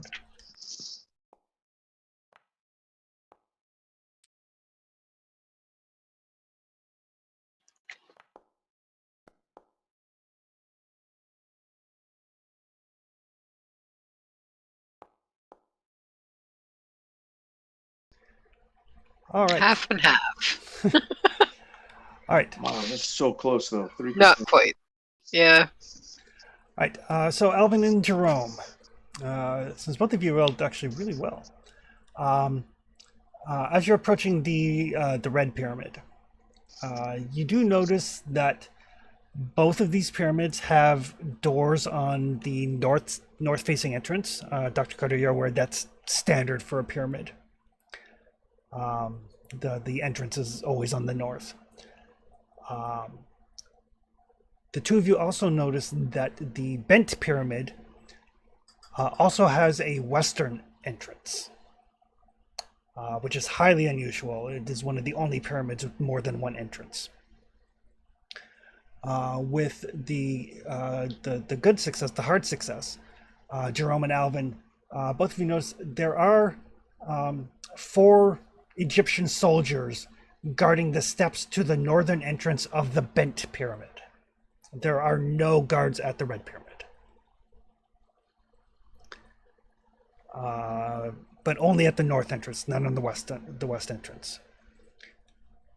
And as you kind of like get out and start taking a look around, Alvin, you can see there's been a lot of traffic through this area, a lot of foot traffic.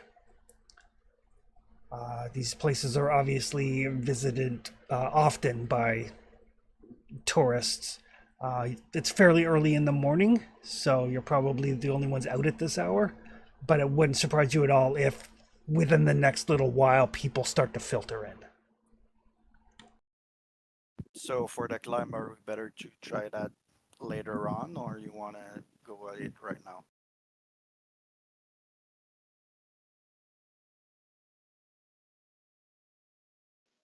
I mean, you could scale the side that they're not looking at, right? Because they're facing each other. So that means that if you scale it from the side that the guards Yeah, I aren't can looking try. at, I mean, you might as well take a look on what you can without getting seen, and we'll deal with the second pyramid in a second. And Dr. Carter, you're well aware of the fact that it is not illegal to climb a pyramid. It eventually anyway, just does need to become mark- illegal, but it's not in 1925. Not yet. 6 or 7 months to live, eh? Let's Yeah. go. All right. I'm gonna try to climb stealthily. All right. So give me make a stealth roll or a climb roll. Basically, it's one die roll and it's compared to both skills. Yeah, okay. I'm gonna attempt the climb. All right. I succeed both. All right.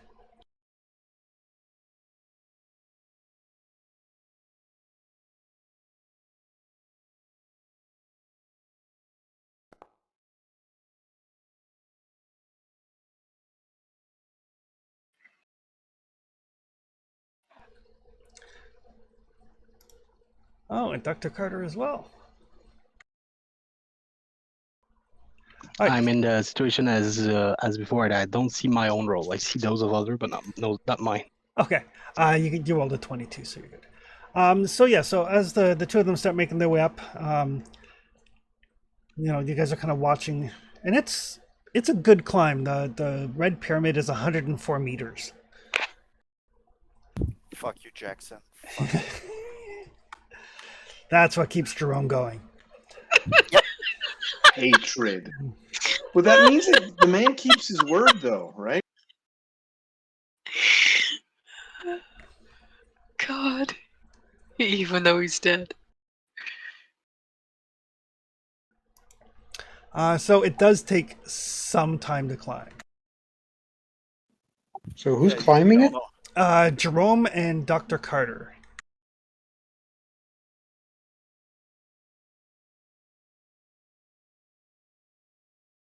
Evelyn will park for a quick departure if needed.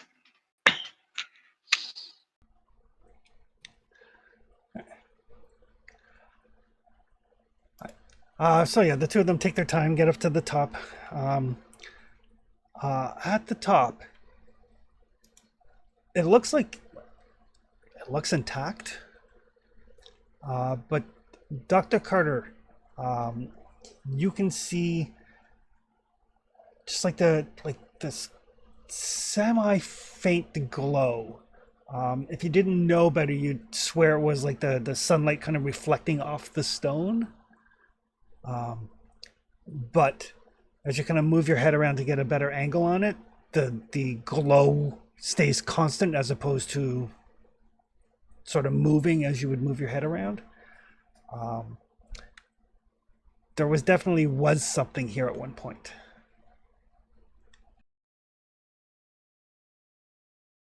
So that's a bust.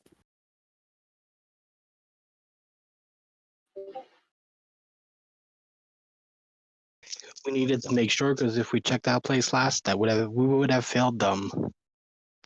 But yeah, we kind of expected it to.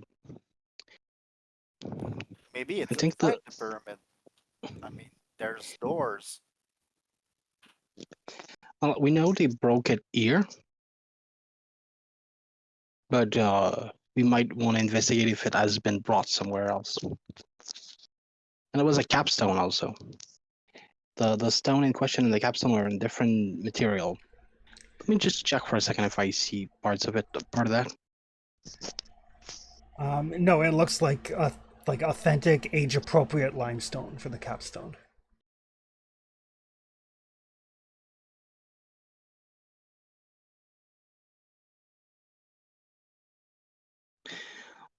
Yeah, for the on-site, it's a bust. You said something about chicken inside? Well, I mean, that would be dumb if we just climb it and not check inside. There's supposed to be a secret room or something, but are you guys still at the top? Sorry, or did you guys come back down? My apologies. Yeah, we're still at the top. Yeah, Okay, we're very talking good. at the top. The Like secret room is in the other pyramid though. But yeah, the door to this pyramid is not guarded, so we might as well give it a little check. But it's the door is at the 1/3 of the height, so we need to go down again. Well, we won't stay here all day long. We'll just go down a fair bit and warn the others of the situation.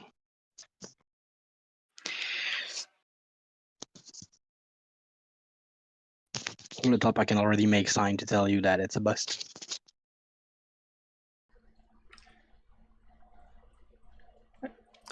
So yeah, so the two of them make their way partway down to the point where you kind of get within like shouting distance of each other.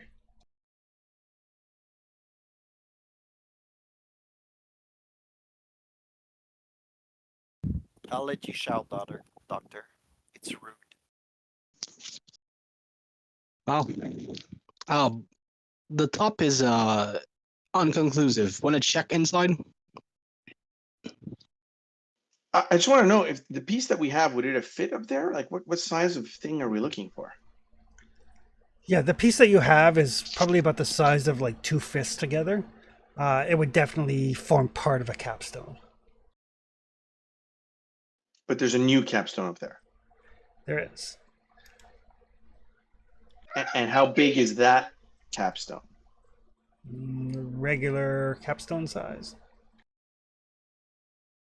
I'm just curious if we're looking for the other piece is like this size, I don't know, of a laptop or the size of a drawer or a dresser. Like, what kind of size are we looking for? Uh, Probably about equal size to the half part you have. Okay. If folks want to give me, let's call it an intelligence roll, except for Jerome. No, I'm dumb. That's okay.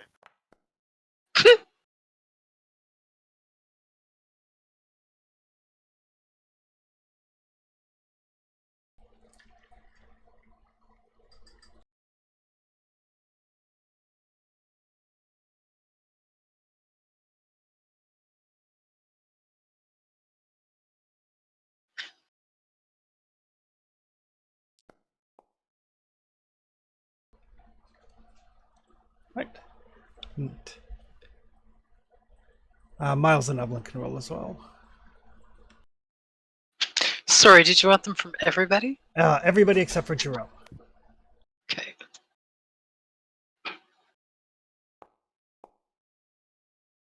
Oof.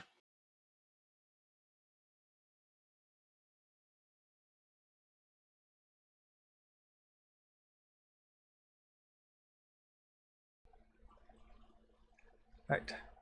Well, Dr. Carter and Alvin made it.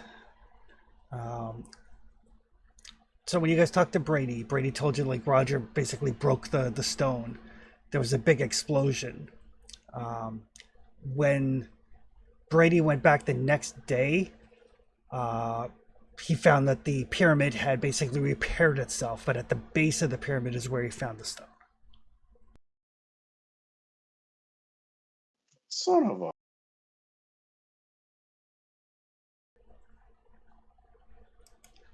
But yes, you have confirmed that Brady was right. The pyramid doesn't look like it's been touched at all.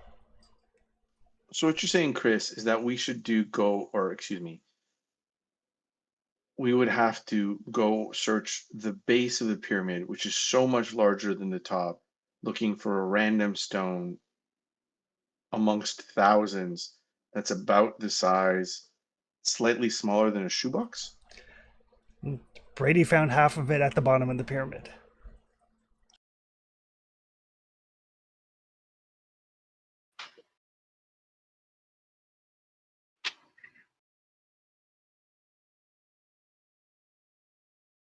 Okay, I have knowledge about this, but I assume that the fact that we're in the desert is if a stone was left at the base, it would probably have been buried by the sand. Probably.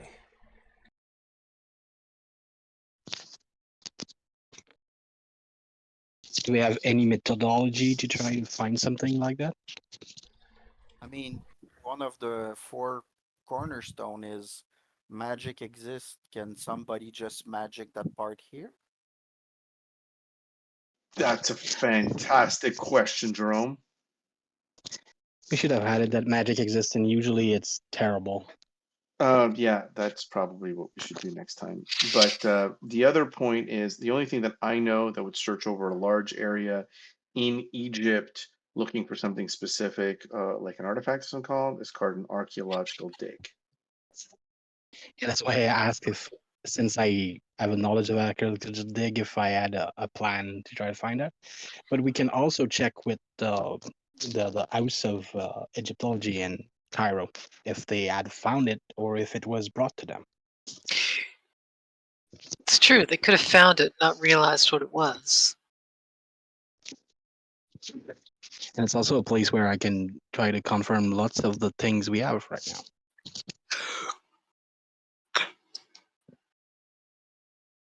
So But are while we we're there, we might as well, inside or like, not? sorry. So are we checking inside or not?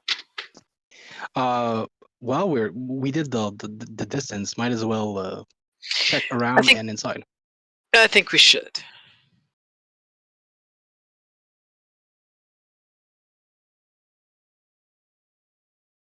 Miles, what do you think?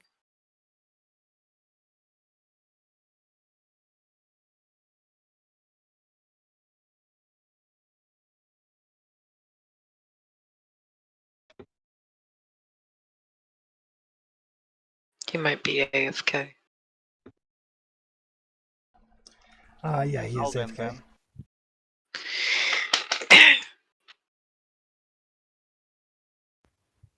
Alvin, what do you think? We're here. My issue is those guards over there. They're guarding the And north gate. We could check the east gate, well, but if they're here, there's a reason. we also know that there's supposed to be some kind of like tourists coming. I mean, if we wanted to go in, probably that's the best time. Chris, is it possible to see if those guards have uniforms or they just like? They are Egyptian military. Oh, okay. So it's the army. Yep, and Dr. Carter, it's not uncommon at all to post guards at historical sites to stop people from taking shit. which is what Didn't we stop want to the do. British. Yeah. That was my thought too. It's like, really? It's actually why they have so many guards now is because of the British. Yeah, imagine. But yeah, there are no guards on the Red Pyramid, which indicates they don't consider there to be anything in the Red Pyramid worth protecting. And the They bent might not. right, and the Bent Sorry. Pyramid, they are at the North Gate, and they're not worried at all about the West Gate.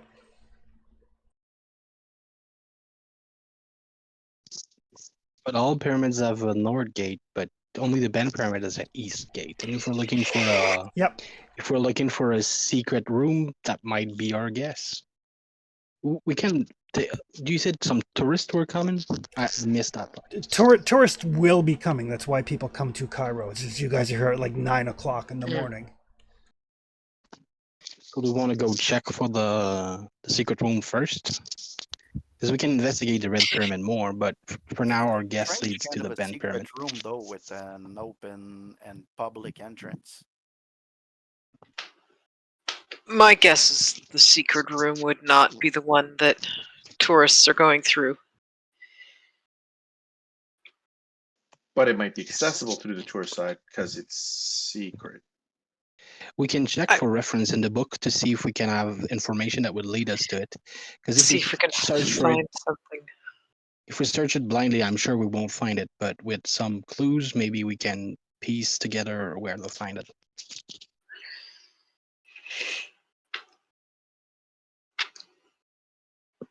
It's back at the hotel, though, isn't it? Uh-huh. Nope. I get it. I got it. Like I said when I left, I took the case with the books because I was worried about getting those stolen. Oh, Perfect. He did say That was not why I took them, but I have my special case with the strange things in it. Perfect. All right. So somebody can give me a library use roll. oh, that's totally me. 51. Books. I imagine Dr. Carter has higher than a 51. I'm quite good at it somehow. I have more than that.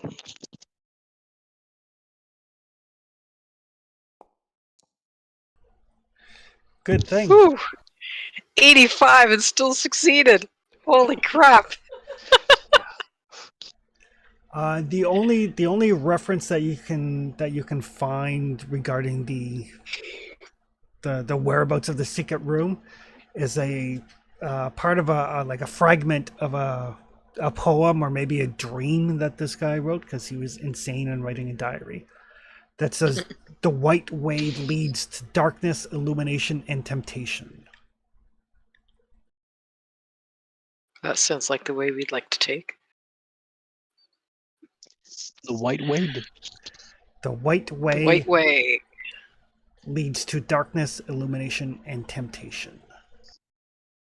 Well, we could check for white for pale tiling inside. Yeah, we'll check around and see if either entrance has like white stone in it or near it. Okay. So you're going to the Bent Pyramid? Mm-hmm. All right. So the Bent Pyramid, the north door is a standard door, fairly low on the north side. Like there's steps leading up to it. That's where the guards are posted. The western entrance is fairly high up on the western face, but it's a fairly easy climb.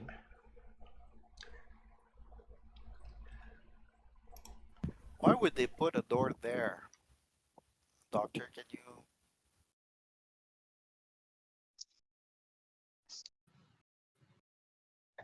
So usually the north door is to face the star.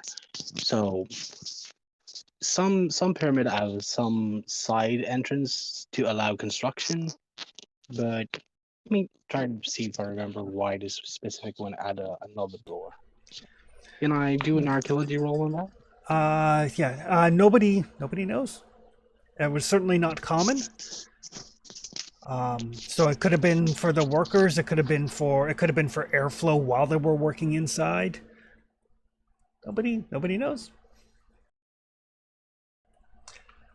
In this Like this particular burden. case, when you get to the western door, and it's easy enough to help like Evelyn get up there as well. Thank you. The western door is. It looks like there's like a wooden barricade, kind of blocking it off, but it is definitely in disrepair. Is it locked or it's just No, locked? it's just like a wooden barricade that's been placed up there. And as you're examining it, like some of the boards are loose, some of them are partially like worn away. Is it possible to squeeze someone through it and then trying to remove the board? You would need to like remove the boards, but they're easily removed like just like with your hands. Let's try to do this as quietly as possible. So removing the boards is fairly easy. Before long, you do get an opening big enough for folks to get through, and there's a passage beyond it.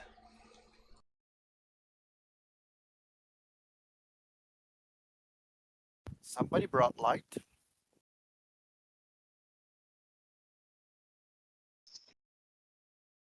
Yeah. I got some flashlight for an earlier job that we did. It's in my travel pack.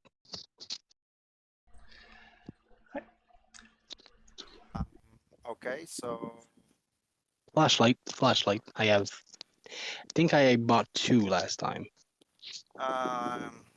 Alvin, Miles, should I take the points? If you're comfortable taking the port, I've got your back. Perfect. I'm going to delegate to you being this great wartime scout. So, and you found the door. Oh, you're giving me too much credit. I mean, but I'll do it. I'm right behind you, but you holding the flashlight means that I can hold the gun. I pull out my gun. I'll let the doctor hold the gun. I'm gonna go with my knife. Yeah, no. I'm just going to say this to the doctor. These are relatively close quarters. I would rather you not shoot your shotgun in here. That's fine. I'll keep it sheeted. All right. So as you carefully make your way in past this wooden barricade, the stone passageway leads to what Dr. Carter can immediately tell is what's referred to as a false chamber, basically something to deter thieves. The chamber is completely devoid of artifacts, but there are 2 remarkably thick and blindingly white alabaster columns at the rear of the room. Are they shaped like waves? No, they're not. They're like just straight alabaster columns, like floor to ceiling. Probably about a good like 6 feet around. Solid alabaster. I think they said the white way. Yes, I think that might be it. Oh, I thought This it was is a wave. No, that's why No. I precise. This is probably a false chamber to make thief think they found the right one, but that doesn't mean there's not a secret passageway to what interests us.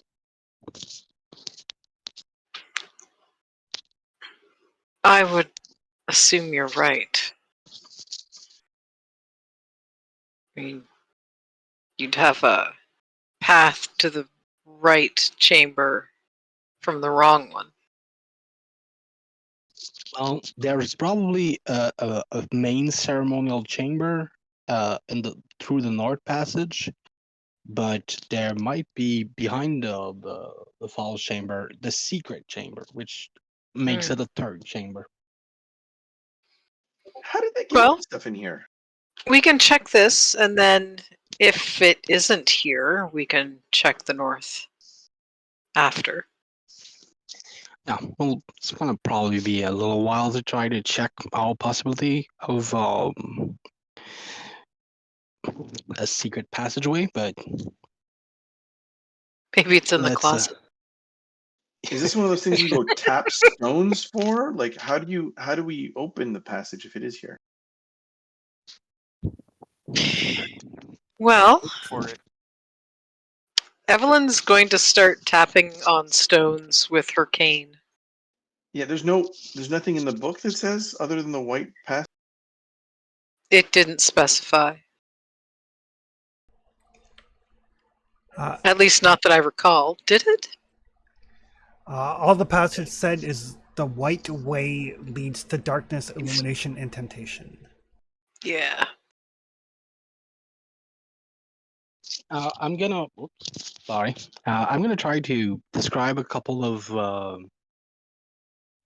latch and passageway I'll encounter in other ruins to try to give an idea to people of what we're looking for. All right. Story time with Dr. Carter. Yes. Is there a symbol for temptation in the wall there, or illumination? There are no Good idea. symbols. There are no symbols on the walls here at all. So Well, I'm out of ideas, says Alvin. all right. Well, let's check for moving part and Evelyn's tapping the Pivot floor point. to see if anything sounds echoey, like Uh, hollow underneath. Nope.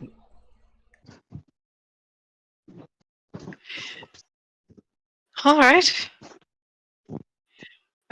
After that, she'll start tapping the stones that are like immediately between the two pillars along the wall. Okay. Trying to find something that sounds hollow or that seems loose. All right. Give me a spot hidden roll.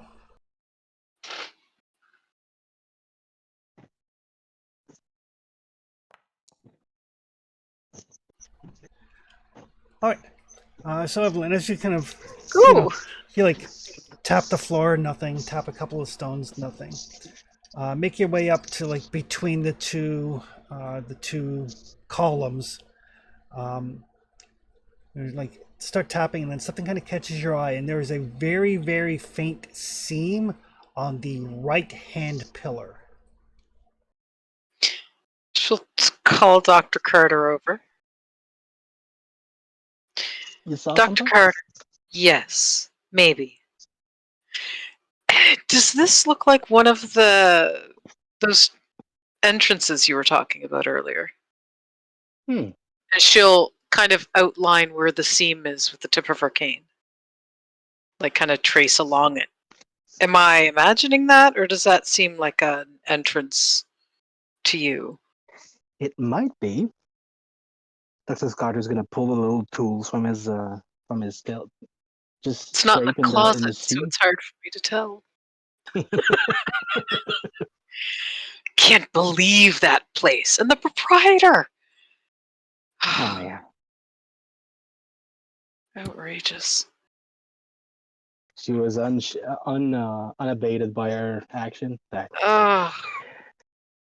I We'll make it wonder if work the for us. wardrobes connect between the two pyramids. Yeah, this wardrobe leads to the wardrobe of the other bedchamber of the pharaoh. Oh, maybe that's why they're so close together. Yeah. I mean, given the grand expanse of the desert, having two pyramids this close seems a little odd.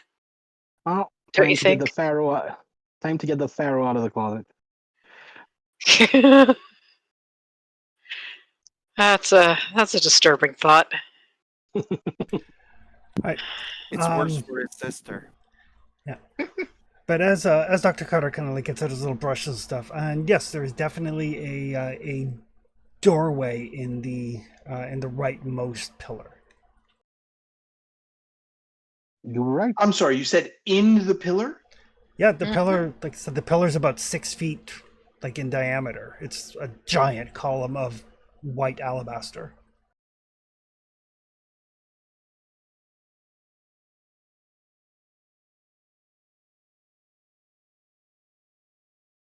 Yeah, just need to find out how to open it. But I think we have a culprit.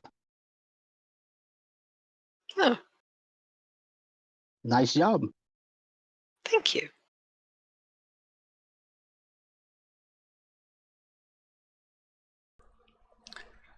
And yeah, So I it's try to find a way to make it work. yeah, Are it's, you asking how to open a solid stone slab? Well, it's not quite solid. See? And she'll trace around it again with her cane. There's a seam. This part was Usually, taken out. usually there's a counterweight somewhere in it.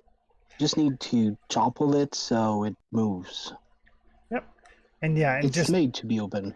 yeah, basically just pushing on one side, kind of like canters it, and it opens up. There are How has no one found this? 20 steps leading up.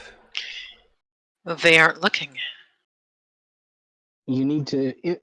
We check places like this for years and still find stuff. And some people have. Sorry.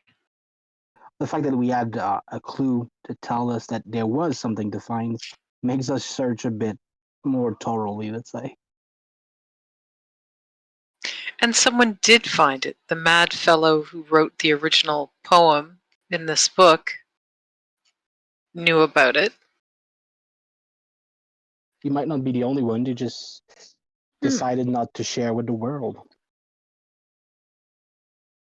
Which poses a conundrum. Should I report this finding?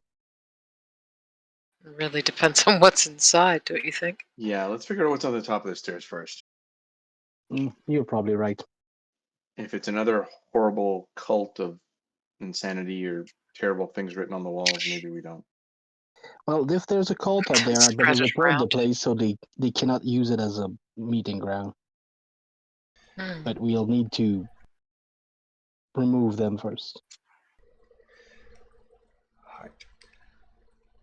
So as you make your way up the steps, there's basically it's 20 steps that go up like a series of kind of little ramps that ascend towards the interior of the pyramid under the capstone. When you get to the top, there is like an asymmetrical arch deep inside the pyramid, and then inside, like through the arch, is a very large room. Seems like it's larger than you would expect to find underneath the capstone of a pyramid. Inside that room is a throne. The walls are carved in a series of like bas relief and sculpture, showing some sort of pictorial wall carving. Around the room, there are 6 pillars. Each of the pillars is about 5 feet high and topped with a gem. The throne itself is on a stepped dais carved entirely from black obsidian and encrusted with precious stones. Does any of this feel familiar? Oh yes. Oh. Unfortunately, I think we're in the right place. The poem Alvin said it was says- a room. Alvin says the words that everyone loves to hear: "Don't touch anything." My I was pleasure. about to say approximately that. Like the poem talk about the room full of temptation, and that leads to darkness and elimination. I believe that touching things here would probably end up badly. I look specifically at Jerome and repeat myself: "Do not touch anything." He's new, isn't he? If anything asks you for a favor or offers you one, do not accept. But don't touch anything. It's Even things that seem completely innocent aren't necessarily. Like paintings.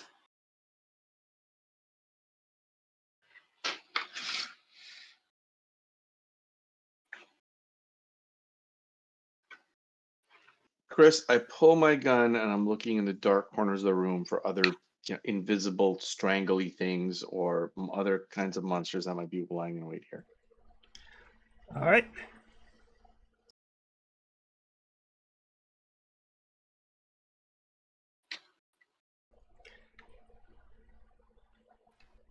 It is eerily quiet.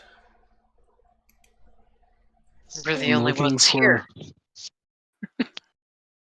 I am looking for the something that looks like a broken eye.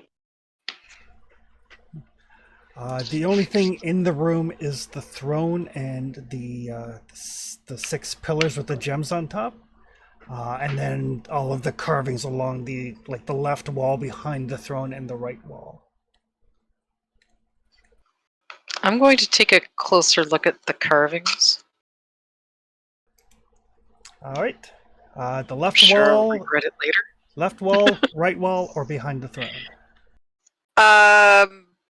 Behind the throne. Okay.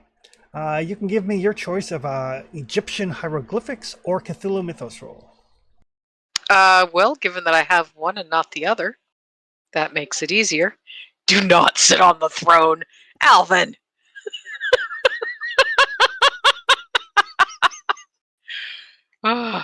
Messages in Discord that give you a slight heart attack. Cthulhu Mythos. Let's see. Missed it by 26. Yeah, that's a lot. I have 35 luck, though. No, 85. You know what? I'm gonna spend it. All right. Oof. Oh, I'm gonna regret this later, I'm sure.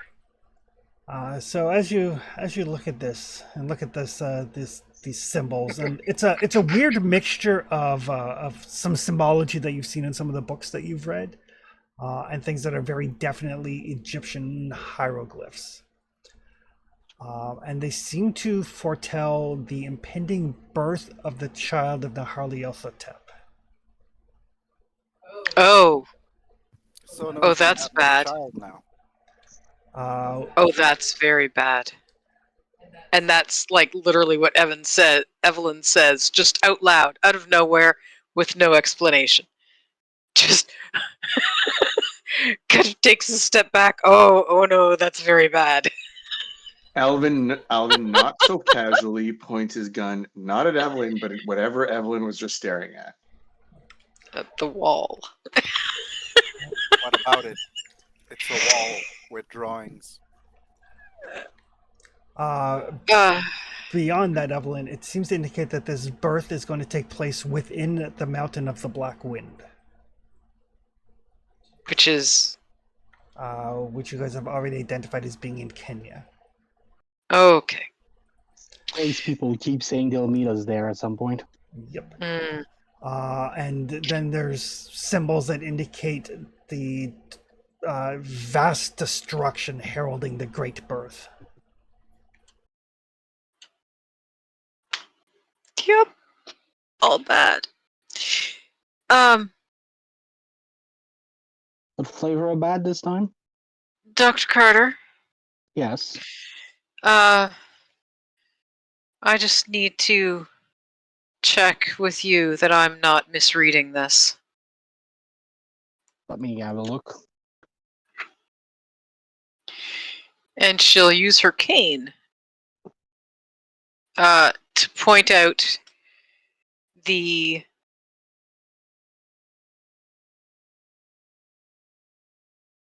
bit about the birth.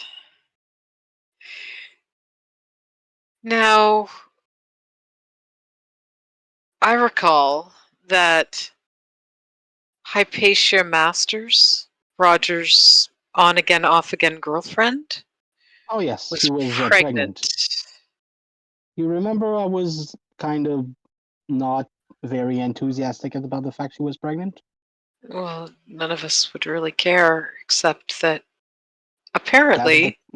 that's the kind of thing I was expecting. Mm, hmm Now, is it just me, or does this say that she's supposed to give birth in Kenya? Yep. Hmm. All right. Aren't we kind Let of me far? share with the class. Uh, the wall talks about the child of Nyarlathotep being born at the Mountain of the Black Wind, the place we have identified as in being in Kenya. And the girlfriend of the one who broke the seal, she was pregnant. I was not enthusiastic about that. Well, that might be related.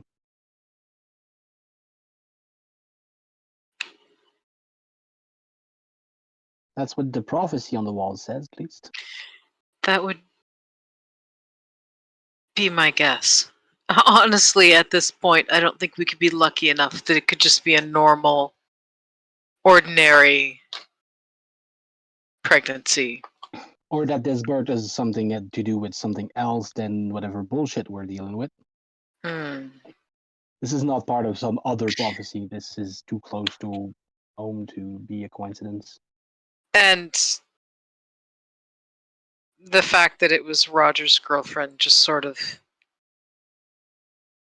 I mean, if it had been someone else's, someone She random. she, she participated in the ritual and she incited him to do the ritual. I would assume it's related. I think so. Let's check for pieces of the eye abandoned ear and the other walls that might reveal something. Yes, I think so.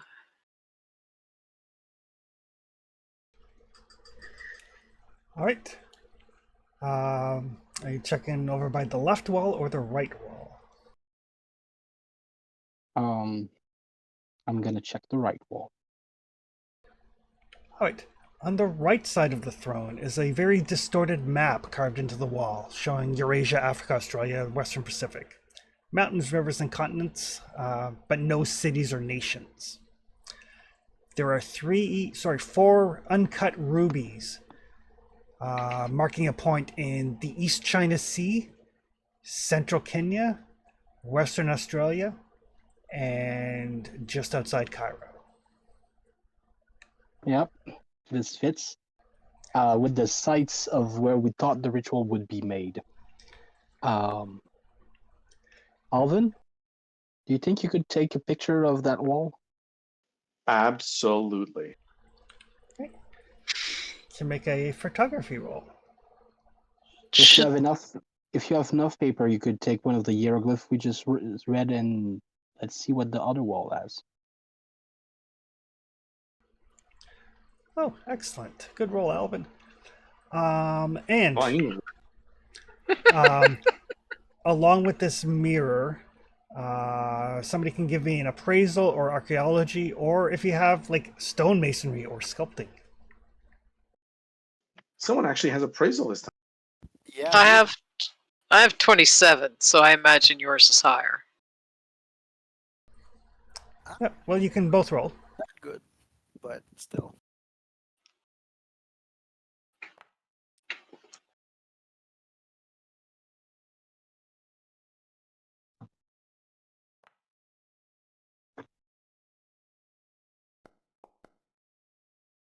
Oof. Not so much. Apparently, we know nothing about gemstones. Those are not true. And the final thing that is in this bas relief, the two final things, there's an inlaid ebony band marking an arc crossing across the Indian Ocean. And arcane symbols bordering it that would require a Cthulhu Mythos roll. Did my archaeology roll succeed, or You failed by 1. can I spend 1 luck on this, please? Sure. I have a good score. Yeah, failing by 1 is painful. Yeah, it doesn't count for development too. So, Dr. Carter, as you're looking at this carved map and these uncut gemstones marking the same places that correspond with the scroll in China, this is relatively new.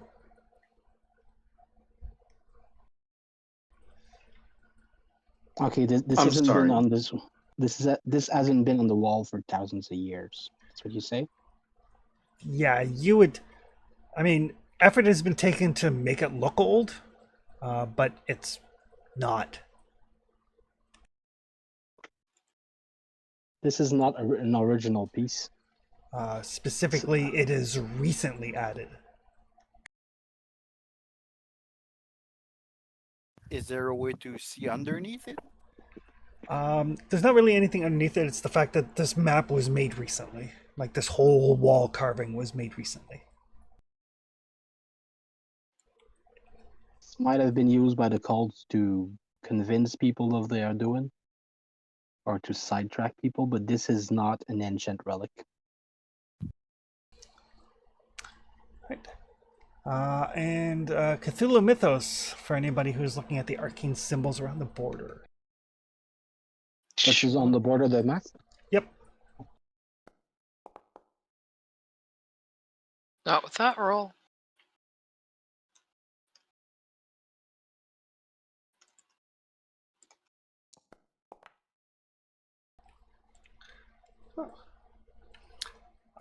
So, Dr. Carter, the arcane symbols, roughly translated, say, "The old ones shall come hence, all shall tremble before their awful might." The old one shall come. Might. 1 second.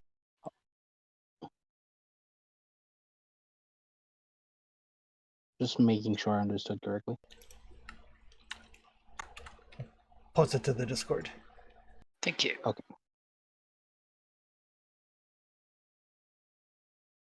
Dr. Carter, translate and mutter it under its breath. Evelyn looks over and opens her eyes a little wider. That's not cheerful. It really is. How did the ancient Egyptians know what the planet looked like? They did not. This is not from ancient Egypt. This was made recently and added here. I don't know if that's better or worse than the horrible cultists knowing what the world looked like before anyone was supposed to. Well, they seems to have strange technology that was found in Australia, but they knew the world might be different than what we expect.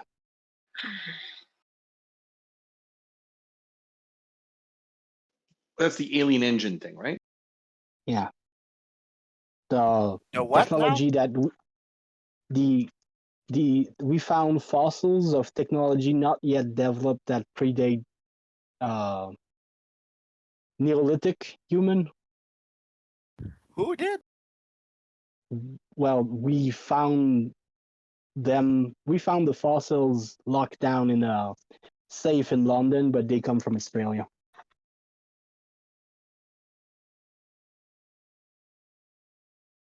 And the problem is that they're the real thing in the sense of they really come from Neolithic age. I am very sure that, as well as the fact that this does not come from Egyptian era.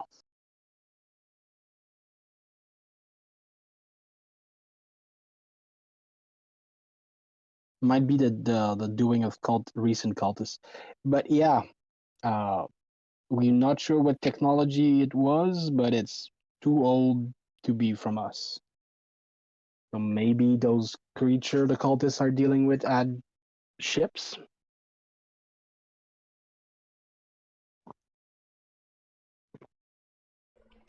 Yeah, it's a whole bag of worm. I mean, you I know how don't crazy it sounds, right?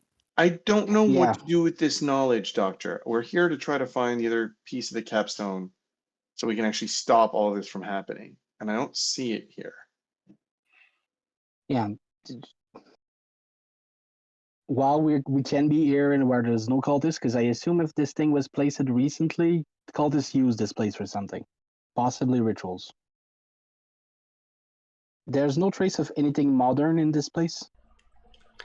No.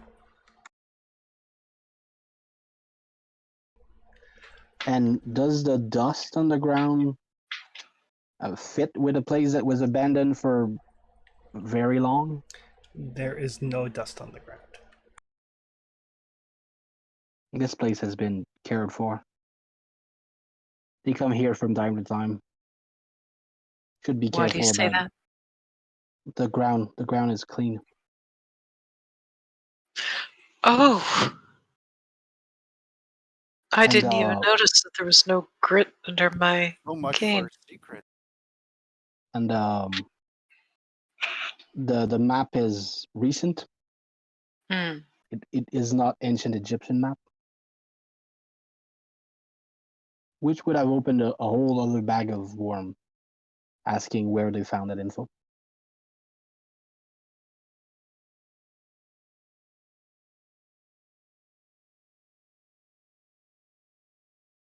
Let's check the other wall.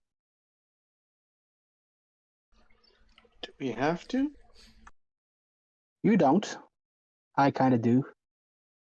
I want to be able to give you answers. But if they come here often, we should not stay here too long.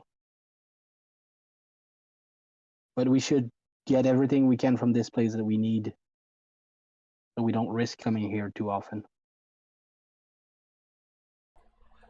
Right. So as you take a look at the left wall, this one has two different bas reliefs. One of them is what looks like a large star chart, and then a smaller one is a depiction of planetary positions within the solar system. All of the points in the star chart are definitely within, known science. But there's hundreds of points on the star map. Alvin is going to take pictures of all the walls while they're reading them. All right.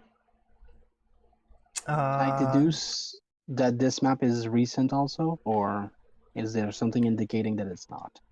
No, this one is definitely authentically old. Okay. But I will get occult rolls.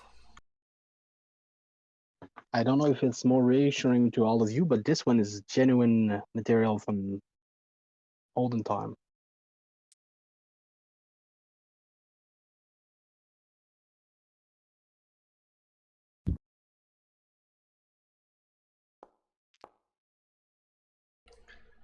Oh, that's like the what, fourth or fifth super great roll Miles has made. That's awesome. All right. Holy cow!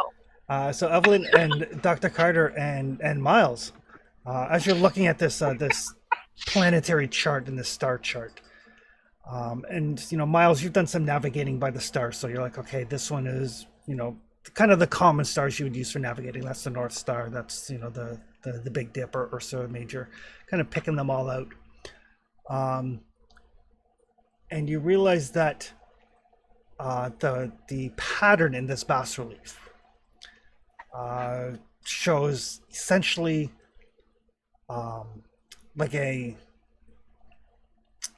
convergence of the different planetary bodies, and many of these hundreds of stars, a sort of like a once in a lifetime sort of lineup, which with hard success and an extreme success, Miles and Evelyn, you indicate that this sort of thing would only happen on January 14th, 1926. Sorry, What what's is it now? today's date?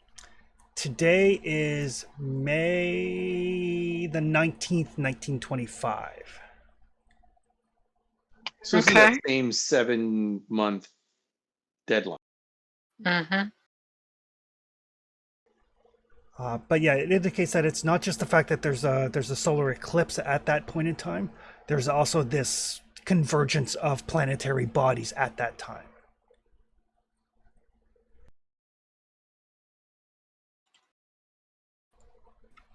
That is about 8 months. Pretty close too. Well, that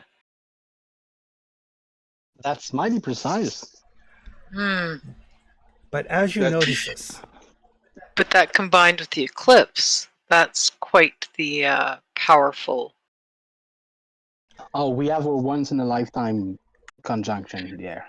Right. once in a Once in a planetary, millennium. once in a planetary lifetime. Yes, yes. Oh dear. Just for the power of that ritual, it's appropriately auspicious. So wait, So bad. we have both a solar or lunar eclipse and this convergence all happening on or about the same date. Mm-hmm. Yes. And as this realization hits, there's a foul wind kind of sweeps through the room. The archway to this room just melts and seals into solid rock. The 6 pillars with the gems on the top all light up, giving off this like unearthly color that you cannot describe despite your best attempts. The color out of space. The color of the space. And as your eyes kind of adjust, there is a figure sitting on the throne. Very tall, very handsome. What? Dressed in like ornate Egyptian pharaoh robes. The headdress, the scepters, the air to his left and right seems to be boiling and bending. I'm going to need everybody to give me sanity rolls. This is where Alvin dies, because his first reaction is going to be to point his gun at this thing, and then he's going to get dead. But first, does he go insane?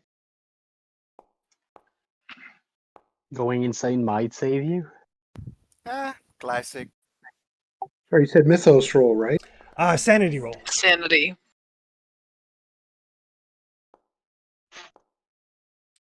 Oh no. All right. So Did you roll a 97? Yeah. Lisa wasn't a 99. All right. So Jerome and Alvin and Miles, each of you loses a single point of sand. I assume I've missed that roll. Yes. Dr. Carter and Evelyn lose 3.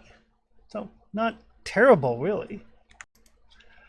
But This is not the game where not terrible really applies. I'm waiting for the other sheet. and as the air beside him is kind of like bubbling and roiling and folding in on itself and in completely unnatural ways. Evelyn, because you've seen him, and those of you who have seen the statue or the bust, this is the Black Pharaoh. Yup. Yup, it is. And as he The kind what of now? the Black Pharaoh, Black Pharaoh. He's spoken to me a few times. the avatar of Nyarlathotep. Yep. That's bad. That's very bad. And as he stands and gets to his feet, we will call game there for this week.